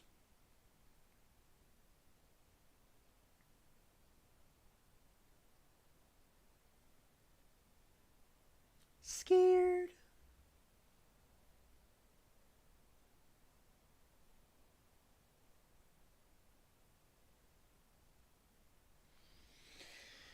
The soup is a staple of many Canadian restaurants, especially in the winter. If your Canadian travel plans happen during the cold months, enjoying a hearty bowl of pea soup could be perfect way to end a long day of exploring. Lobster rolls.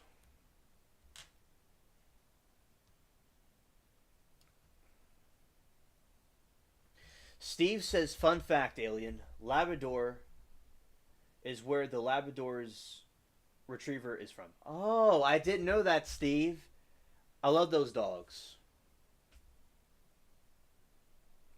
Golden Flake barbecue chips are the best, my favorite. Rebel says.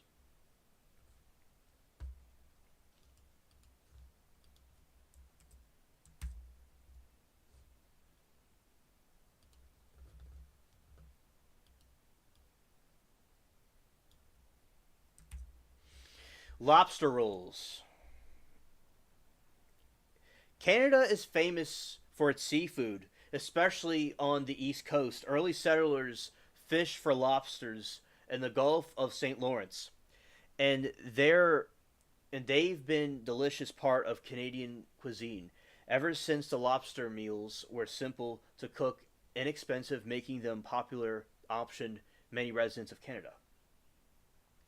A lobster roll consists of lobster meat in grilled hot or dog style buns.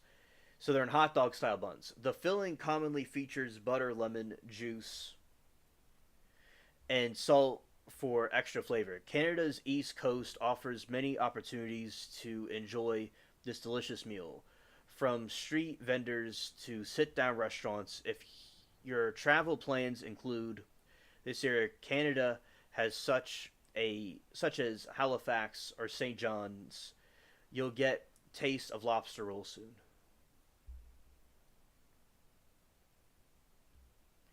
All right, and finally, sweet and sour pork.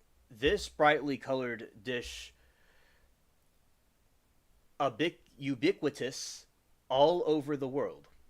This brightly colored dish is ubiquitous all over the world. Has Canadian story too.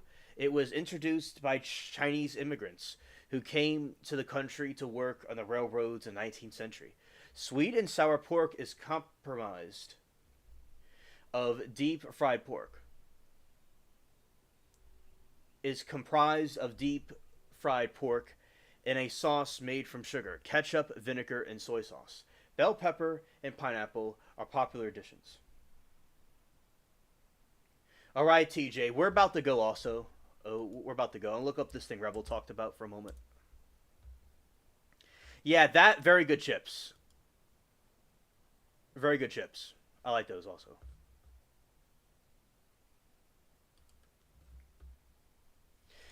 Down here, Rebel, I know we eat crawfish down here. Down here, we eat this.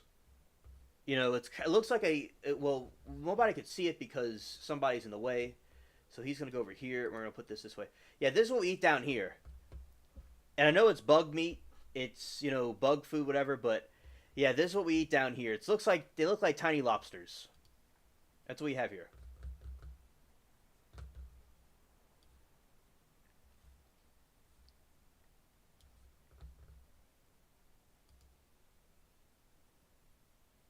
Scared.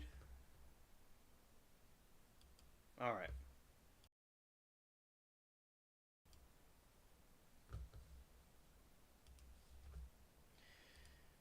All right. So actually,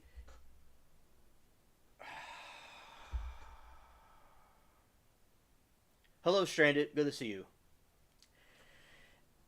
And it's like, I was actually, okay. I gotta get myself together. I was actually just about to end it, and Stranded came in at the perfect time. We're about to end it, but let's see. I don't mind going for a couple more minutes. All right.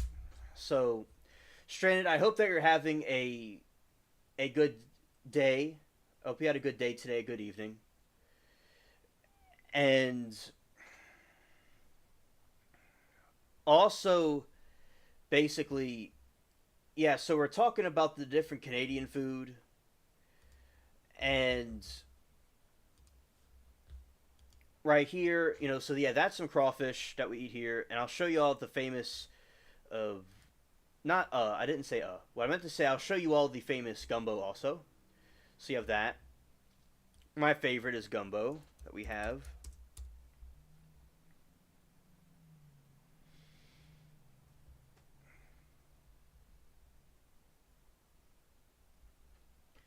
All right, so this is now a gumbo story. So when I was a kid growing up, and the area was, it used to be white, then became black, but we have cool black neighbors. And, oh, okay, Stranded, understood. I want to stay for a moment to talk to you, touch base with you. We had a good stream, Stranded. We talked about alien theories. We talked about, there was some religious debates in the chat that, was pretty interesting to see. And talked about some news that's going on and stuff like that. And we had a pretty good stream. And Stranded, as I said, I'm very glad you're able to touch base with me. And so this is the gumbo. And when I was a kid growing up, so they like to make, they're also part Creole, the people. So Creole originally meant people that were from France that were born in the New World. Then later it became somebody that's like, kind of like white, but they have some black ancestry, or black people with some white ancestry from France. And it was kind of like the New Orleans, they'd say an elite group of some sort, or some sort of ethnic group in New Orleans. And so I was neighbors with them, and they made very good gumbo, and I ate that on a regular basis. Not on a regular basis, but for certain events, I'd eat gumbo. So it was always very, good. So I grew up having that.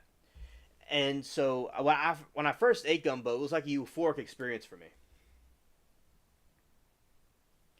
So yeah, I love gumbo. It's delicious. And Also, pralines. Also, and also pralines is something that was eaten, and I had very good. And the neighbor I had next door to me, he was like a business partner to Al Copeland that created Popeyes, and he built the first Popeyes, like the buildings. He's a carpenter, and he helped them with business stuff. So he knew Al Copeland in the beginning, so that was really cool to get to know that guy. Shout out to him. He moved back to Texas with his family, but so as I said, I knew some interesting people regarding food here. Aaron says, when I was in New Orleans, I tried everything I could and loved it. All alligator, oysters, gumbo. Oh, yeah, very good. Very, very good food. Yes, it is good under a rocket, yes. And Eugene says his favorite food is jalapeno ranch, like crab chips. All right. All right, Breeze. Good night to you. And I'm glad that you were here and enjoyed our stream. All right. Um, Thank you for being here.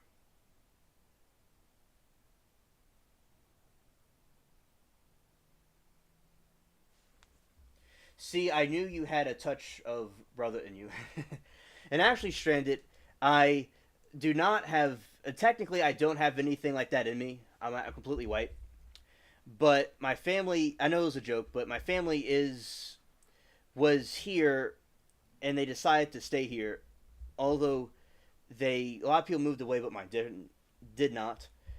And also, I was, basically, so yes, I'm completely white, but my family decided to stay here.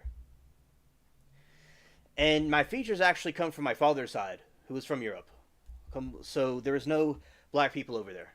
But yes, I know the Americans sometimes think I have some non-white ancestry in me because of some features I have, but it's okay.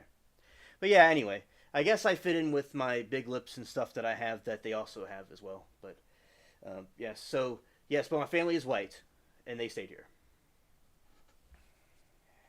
And also, basically, yeah, we have that. Very good gumbo food. Very good food.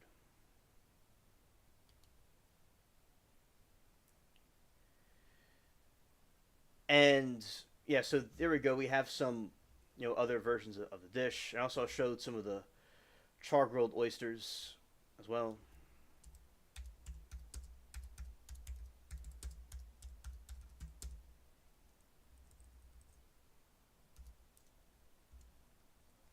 Oh, I know stranded, but a lot of people, some people think that though. Some people think that, and I've nothing wrong with it if I was or if I wasn't.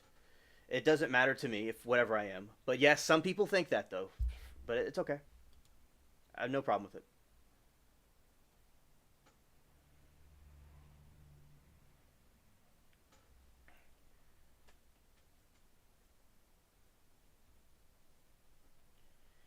All right, and also here's some char grilled oysters. All right, under a rocket. Thank you for coming here. I'm glad you had fun. All right. So here's some more charcoal oyster type flavors. Very good.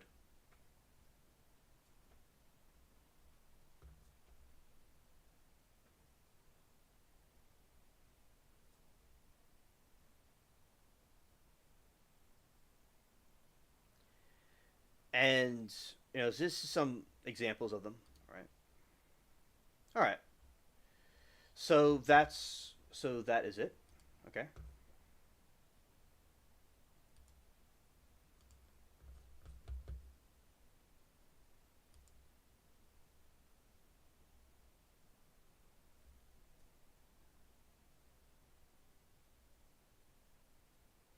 All right, everybody. That's all for this live stream, and glad to see Stranded and the other people that showed up here. And it was a very fun stream, and we talked about a lot of cool things. And all right, so thank you all for coming, and hope all you have a good night and a good week coming up. And peace. Do that again. Let's see if we get this thing working or not. see. And peace.